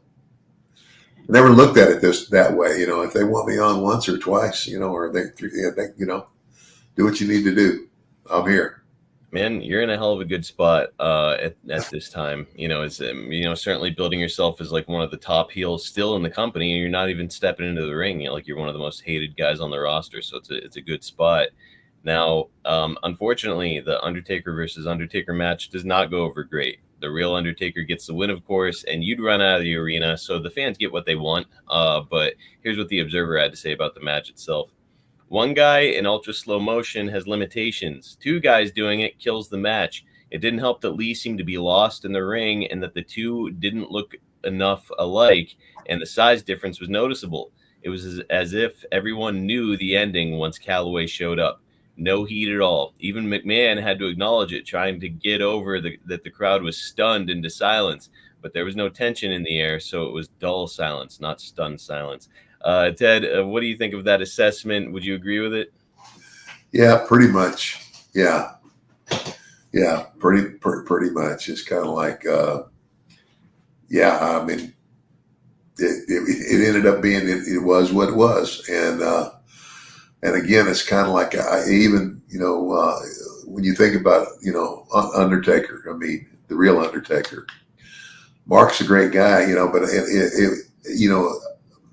when you got two guys out there in a match that have to move in slow motion, Yeah.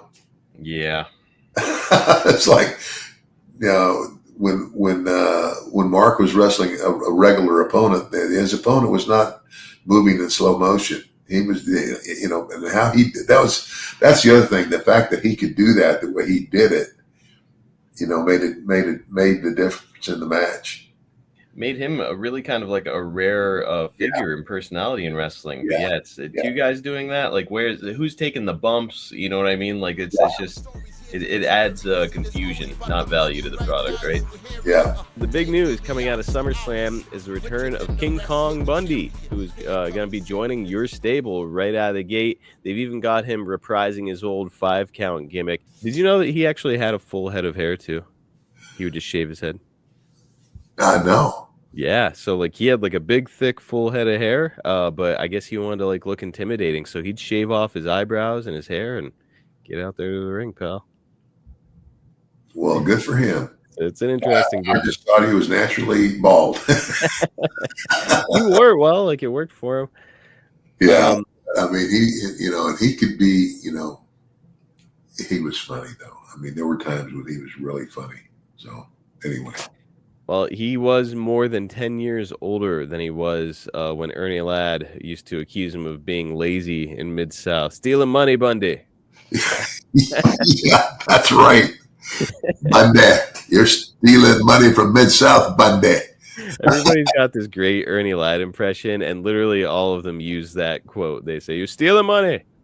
Yeah. Ted, how would you compare his Mid-South work to what he was doing in the WWF in 1994? Obviously, a little bit older at this point.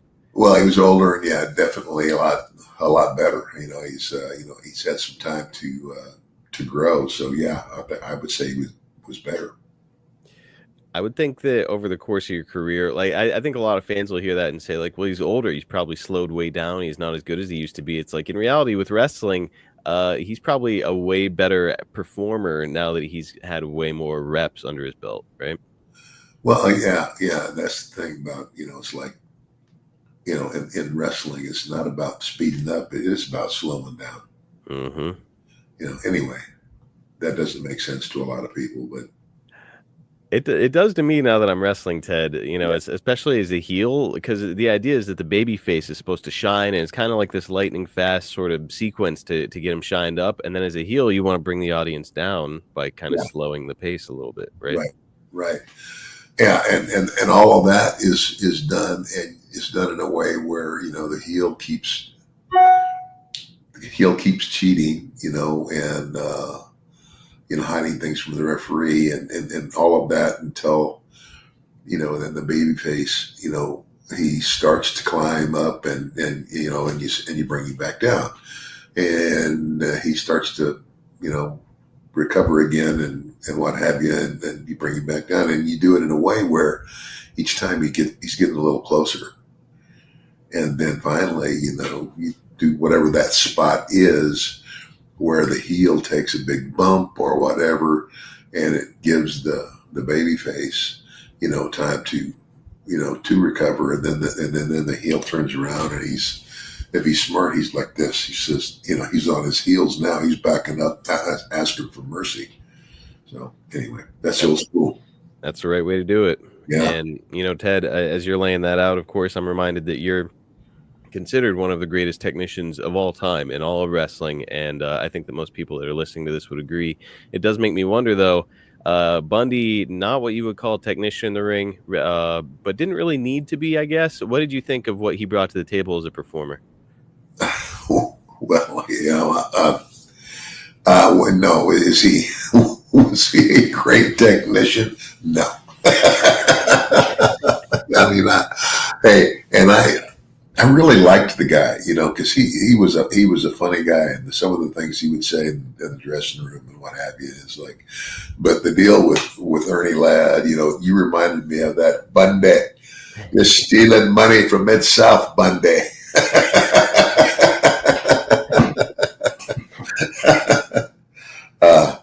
Oh well. Was that like a shoot? Was he just kind of like a lazy performer at times? I don't know if that's it. I think Ernie was just giving him a hard time.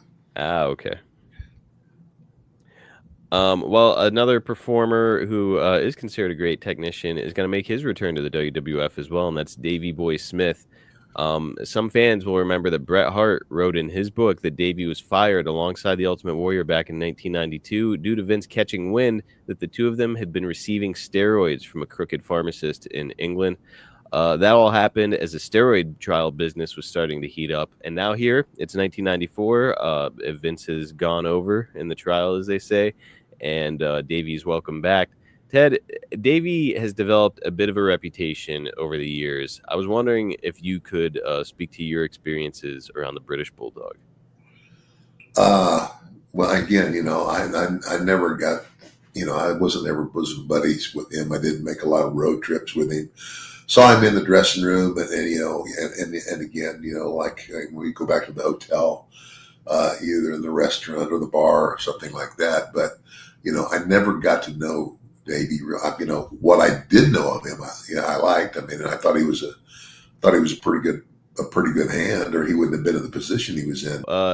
Ted, I guess really the prevailing rumor surrounding the Bulldog was that a lot of mean-spirited ribs. And some substance abuse issues. Did you ever see any of the mean-spirited ribs or substance abuse?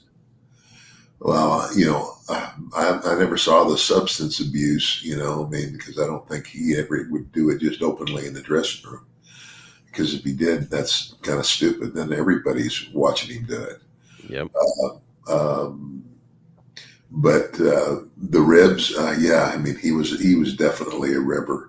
I can't remember any of them right now, but there were some doozies. I think there was one that was done on an airplane. Oh yeah, a great many probably done on an airplane, like the old shaving somebody's eyebrows, H-bombing somebody, right? Oh yeah. So they're sleeping, right? They're on the plane and they're asleep. And then he goes and shaves one of the eyebrows off while they're sleeping. I don't know how you do that, but he did it. And what's funny, it's not funny, it's not nice to do to somebody, but it is funny in that you're forcing the person into a choice, right? Do they have to shave off their other eyebrow, or do they walk around with only one eyebrow? Well, it's like, it didn't happen to me, but had it happened to me, I would have shaved off the other eyebrow and let them both grow back at the same time. Yep. Yeah. That's I don't know if you ever saw the picture or heard the story, but apparently that happened to Sean Waltman, the 1-2-3 Kid, when he first came to the company. And whoever did it to him decided to do it the day before they were taking pictures for 8x10s, the promo photos. So there's a infamous promo photo floating around out there of the 1-2-3 Kid with no eyebrows.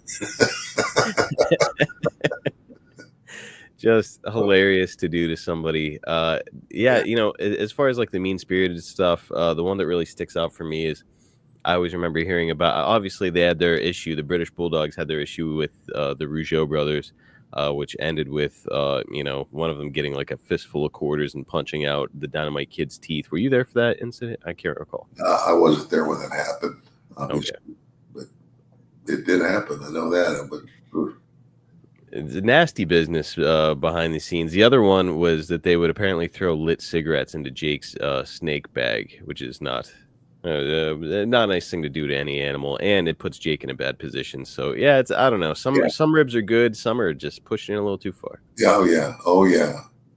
I totally agree with that. I mean, a rib is a rib, but then it reaches a point where it's not a rib anymore. It's it's just impacting the way that people make money and stuff like that. It's not right. Yeah. Ted, there's also a major departure at this time as Randy Savage is going to leave the company after 10 years with the WWF. Just so everybody knows, in all the lead up to this, Savage was on TV as a color commentator right next to Vince this whole time. And then all of a sudden, out of nowhere, he's leaving. Apparently, Savage had mended fences with Hogan after a big falling out a few years prior, and Hulk helped him to negotiate a deal with WCW. Vince will do something I don't remember him ever doing before previously.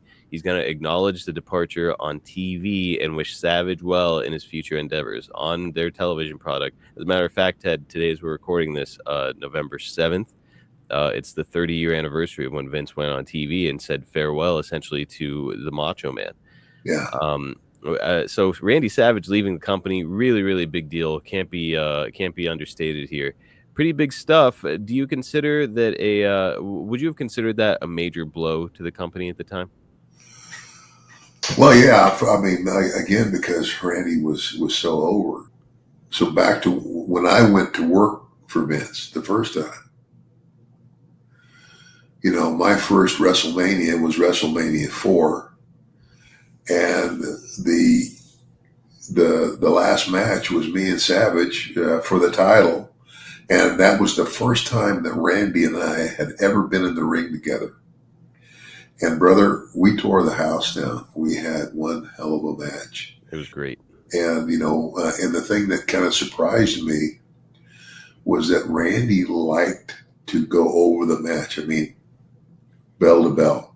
Mm-hmm. And again, I mean, knowing that Randy, like me, had grown up in the business, I was surprised, but I was more than willing. I said, yeah, sure. But I did it like this. I said, Randy, I'll do that. I said, but you have to give me this liberty as we're going along. We're on this game plan, but if something comes to mind that's going to enhance what we're already doing, you have to give me the leeway to call that, and then we come right back to this. And I remember Elizabeth was right there when we were going over it. He looked at her and she said, Randy, you can do that. He says, okay, brother. Thank God for Liz. and again, we tore the house down.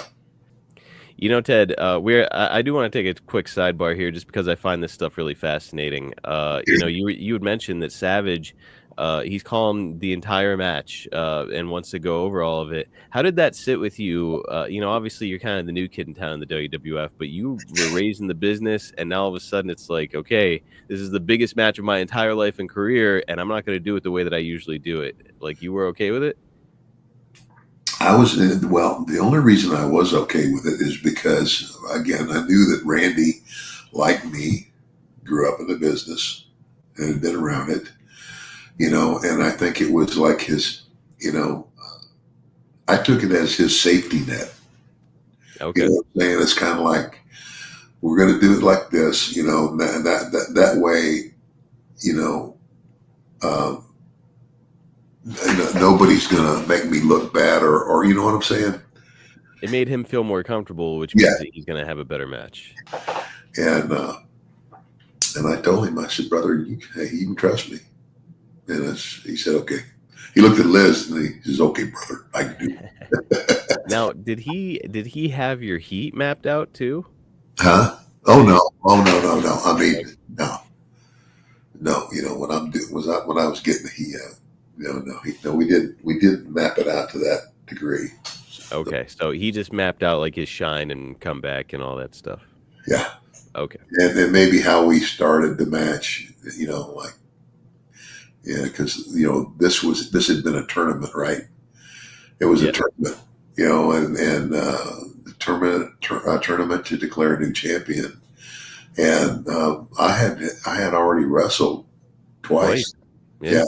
So Dino Bravo and Hacksaw. Yeah. So. Well, so Randy, he's leaving, and rumor has it that Savage was not satisfied being relegated to commentary with Vince and wanted to get back into the ring. Did you ever hear anything about that? That Savage here in 1994, after being on commentary for quite a while, was like, "Hey, I want to keep wrestling," and Vince was not allowing him to. Well, I wasn't privy to any of that. No, I don't recall any of that. I never had a conversation with Randy about it or whatnot. So. So, Dad, there's also a rumor circulating about why Savage never returned to the WWF. Is there any chance that you have any idea where I'm going with this? I can't recall. Pretty well-known rumor. We'll get your take on it. The rumor was, for years, and still kind of exists apparently in some circles, is that Vince caught wind that Savage had an inappropriate relationship with his young daughter, Stephanie McMahon. And that's something that has been making the rounds for many years. Have you ever heard anything about that by chance? Now that you just said that, yeah, I did hear that. I have no idea if any of that is true.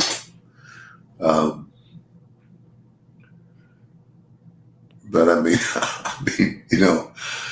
I'll just put it this way. You would have to be a total idiot to go there. Yeah.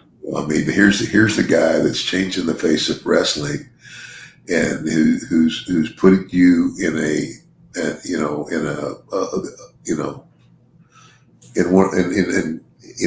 one of the top guys.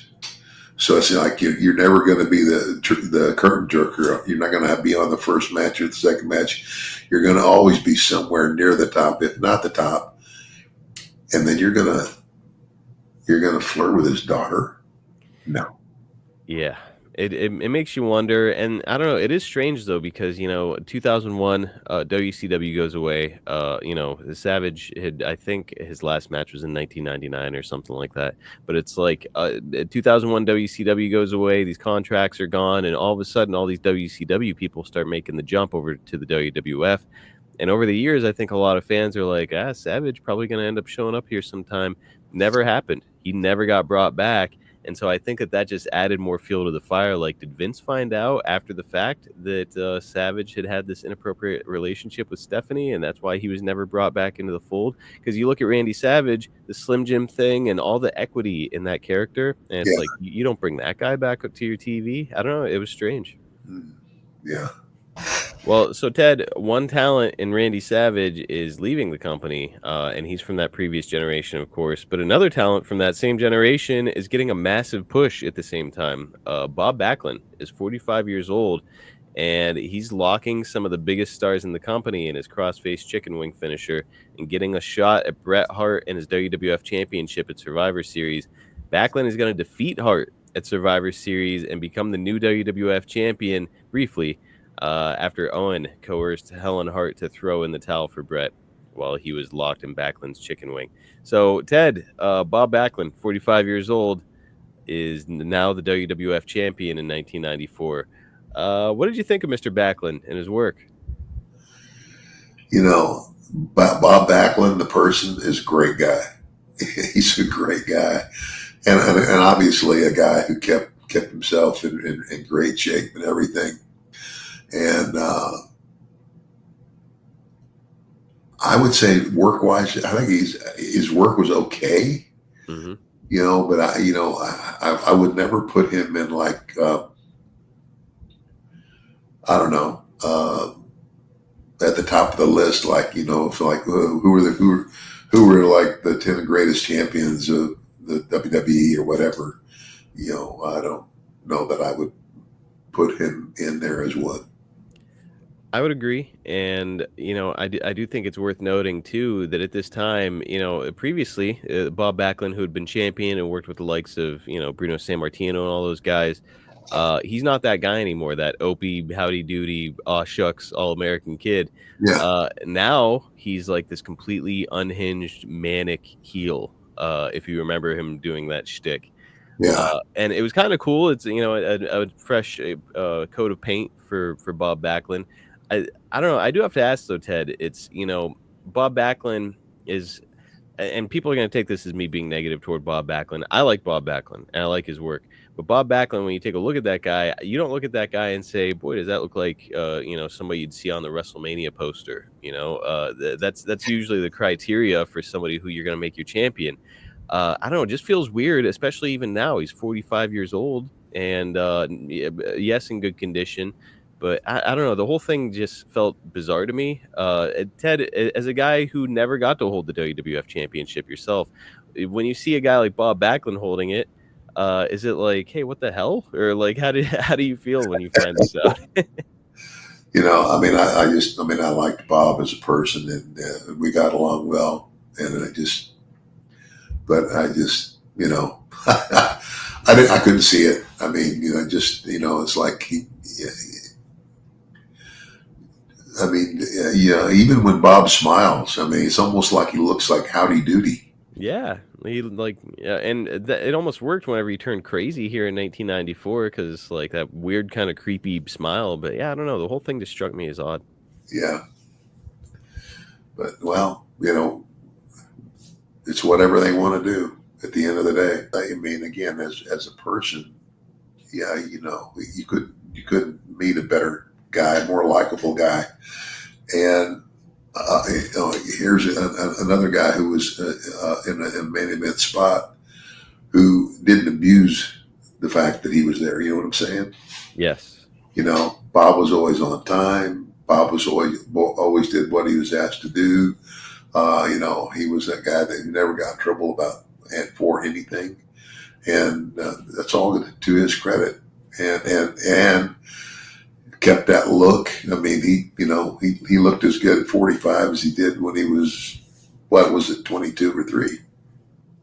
And he's reliable, as you said. He's not going to show up to the building drunk or high, which is a huge benefit. So I don't know. There's something to be said there. Yeah. What's strange to me is that this is the new generation era of the WWF, and you've got Bob Backlund winning the WWF title. And again, I like Bob and I enjoy his work, but to me, wouldn't it make more sense to keep Randy Savage, who, by the way, is 3 years younger than Bob? So, like, Vince is saying, Randy, you're too old. You got to just do commentary. I don't want you in the ring. Here's Bob Backlund, who's 3 years older, and bam, he's your WWF champion. I don't know. Wouldn't it make more sense to put Savage in that role instead? Yeah, unless Vince knew that what he was doing with Bob was short term, and maybe he was just using Bob to transfer his champion from instead of from Randy to somebody else, put it on Bob and let Bob be the one to transfer it to whoever the new long-term champion is going to be. Ted, you hit the nail on the head, my friend, because who was it? That's exactly what happened. So 3 days later, after Survivor Series, 3 days after you put this belt on Bob Backlund on pay-per-view, it's going to be Kevin Nash. Diesel is going to defeat Bob. He doesn't just lose to Nash, though. Kevin Nash beats Bob Backlund in Madison Square Garden in 8 seconds on a house show. So Bob Backlund, this big high-profile pay-per-view win, loses it 3 days later, 8 seconds, house show, Madison Square Garden. Now, the match was filmed, and it would be shown on TV afterwards. But am I crazy for thinking that maybe this whole thing would have meant more if it would have gone like 5 minutes and took place on Raw? Well, I don't know. I mean, obviously what they did worked. And again, the fact that it's Bob Backlund who had been there, who all the fans in the New York area and wherever the old territory was, they all knew Bob Backlund. They all knew that he had been the champion, and then to do this and then put Diesel over in 8 seconds. That's pretty impressive, You know, you made a point there that I didn't even consider when I was writing this, and that's that Bob Backlund is a staple in the New York area. So whether it's on TV or not, especially because they were able to film it and show it on TV later, it's a big deal to beat Bob Backlund in Madison Square Garden. Yeah. Okay. All right. What? You just turned my head around on this thinking. Well done. So Meltzer is going to call this the WWF's latest attempt to create a new Hulk Hogan. And it's pretty clear, you know, they're trying to capitalize. Nash has got incredible size and look, and he'd been getting this babyface reaction despite working as a heel. So I think that Vince saw his size and the reaction he was getting and decided, okay, let's give him the Hogan treatment. The first thing I want to ask you about, Ted, is anti-heroes in wrestling. You know, Diesel is absolutely one. Steve Austin would go on to do it at a much larger scale. It makes me want to ask you, so if you can kind of dig back into your memory banks, who is the first anti-hero that you remember seeing in the business? Does anybody stick out? Anti-hero? What do you mean? A heel that gets over with the audience. Well, I mean, yeah, that's the whole thing. People like guys who are tough guys. People like a tough guy. So, you know, it's like, I don't care who you are. I mean, it's one thing to, you know, be a cheating, you know what I'm saying? You know, like the heel that's pulling something out of his tights.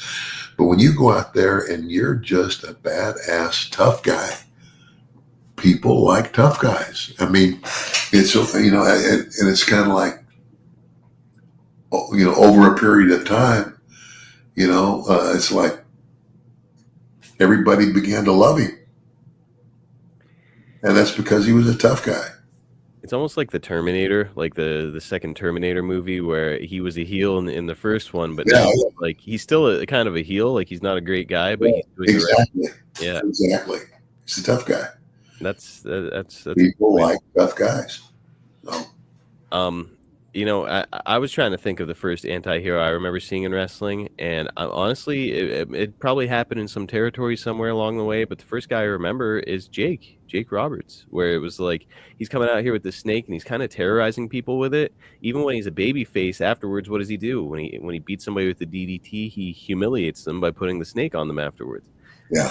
And so I was like, I think Jake was like the first anti-hero in wrestling, but I don't know. If you can think of somebody else, I'd love to hear about it. I don't know. He may have been. Maybe. Well, when Nash gets this spot, do you think it's a desperation move by Vince? Obviously, he's just lost Randy Savage. Hogan's gone. All of this old guard is out the door. And this formula that worked for so well in the 80s, you know, big guy who's fighting off a bunch of big monstrous heels, you know, it worked really well. So do you think that was it that Vince was trying to accomplish here? You know, I can't be sure, but maybe. It may be, yeah. This is kind of a weird one, but you know, Kevin Nash has been criticized as not being a great champion. A lot of people consider his run a failure because of attendance and ratings at the time. But you know, the wrestling business was down as a whole, so I think it's unfair to push the blame on Kevin Nash.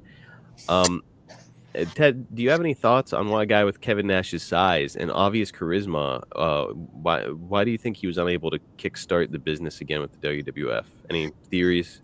I don't have a theory. I mean, you know, I just don't know. And again, there's a lot of things to be taken into consideration. You know, the what was going on. You know, like, you know, in terms of you talk about people showing up for wrestling matches and stuff like that. Like, okay. For like right now, I don't know. Our economy in this country it's okay, but it's not great. Mm-hmm. You know? And so then you ask yourself the question: so is it affecting? It's kind of like if you're the breadwinner at home and you're not making as much money, you got to pay. You got to pay for food. You got to pay for housing. You got to pay for your car and all that other stuff. So what would be the first thing that you stop spending money on? And that would be entertainment. Yep. And so who knows? I don't know.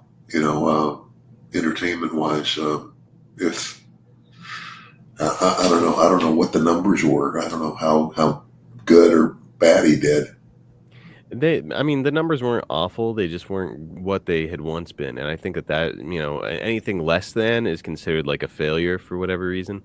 Yeah. I think it's also worth noting that I think a lot of people had, in people's minds, Hulk Hogan is synonymous with wrestling. The WWF is synonymous with wrestling through Hulk Hogan. Yeah. And now Hogan's gone, and it's like, well, let's pick up the pieces. Oh, by the way, the WWF was just on trial for steroids, so it's like that perception probably didn't help. So there's a lot of extenuating circumstances, to your point, that could impact somebody like Nash.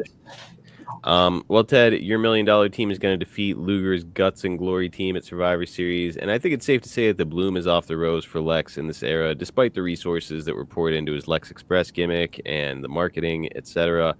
Ted, for your money, if you had to pick one or the other, I'm going to give you a choice for your new flag bearer of the WWF. Would you select Diesel or Lex Luger? Gun to your head, you got to pick one or the other to run be your new champion. Lex Luger. Lex Luger? Yeah. Just based on look? Based on look and just overall his ability to get over. Okay. And again, I have nothing wrong. Yeah, me and Kevin, we get along great. It's a bit. It was kind of like I think those guys came in. And I think back then Kevin probably looked at me as like old school. It's our time. Old man, your time has passed. Part of the old guard.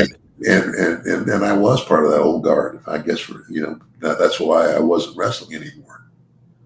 I think the other obvious issue with Kevin Nash as a babyface champion is that he's so big that it's like, who's going to put him in peril, right? That's why they wound up bringing Sid in, and they had him feuding with Mabel at one point. Like, they were just trying to put him with all these big guys. So it's like, to me, Kevin Nash is a big natural heel. Let him just be a heel. Yeah, I agree. I totally agree. And again, Lex is a good friend of mine too. But Luger was never a stellar wrestler. I mean, he had a gimmick and he worked his gimmick, and I give him credit for working his gimmick very well. But if you were ever to ask me, was Lex Luger in the top 10, I would say no. No, certainly not. But a good guy. I mean, personally, yeah. And he's reformed his life, which is great. Found God, so it's amazing.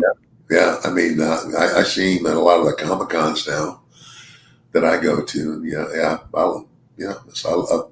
I love the guy now. But I mean, when he first started, I'm sure that, again, when a guy like that shows up in the dressing room the first time, it's uncomfortable for him. Because he's in the dressing room with the guys, and he says, obviously, if you're the new guy in there, then obviously you're there to potentially take somebody's spot. Yes. So everybody's looking at you like, who are you? And it's probably worse for him than any other guy that comes in the door, because not a lot of guys are walking around looking like Lex Luger with that physique, and he's a good-looking guy, and it's like immediately there's probably a target on your back when you come in the door. Yeah. Well, Ted, in the main event of Survivor Series, it's The Undertaker. He's going to get his revenge on Yokozuna with a win over him and a casket match. Meltzer says that the biggest pop of the night was for Chuck Norris, who was guarding the aisleway to avoid any interference during the match. Ted, were you a Walker, Texas Ranger fan by any chance? Kind of, sort of. I mean, it wasn't like I was setting my clock by when it was on or anything like that. But yeah. Would you consider yourself a Chuck Norris fan? Like, did you get to spend any time around him at this event that you recall? I didn't really get to spend any time around him then. But the other thing about him that that I grew to really like. He's also a man of faith. Ah, yes. Yeah, strong Christian. So, and he's no phony tough guy. Like he's adept in martial arts, and that's and not a man to piss around with. Yeah. Norris is going to get physical at this event. He's going to hit Jeff Jarrett with a super kick at the end of the match, which is a pretty fun spot. Dad, when you were wrestling, hypothetically, would you have any issues selling for a celebrity? Jeff, to his credit, he's a pro, and he gave him a really nice sell on the super kick. But what about you? Would you feel okay selling for a celebrity? Yeah. I mean, it's like, what's the difference? I mean, the bottom line is it's all entertainment. Mm-hmm. And it's kind of like, Chuck Norris is not really the guy you see on TV. And, I'm obviously, whatever. It's kind of like putting Chuck Norris out there as a wrestler. If you could get him to wrestle, why not? I mean, in my book, it's all entertainment. $1 million dream, tell them all good night. Everybody's got a pod, everybody's got a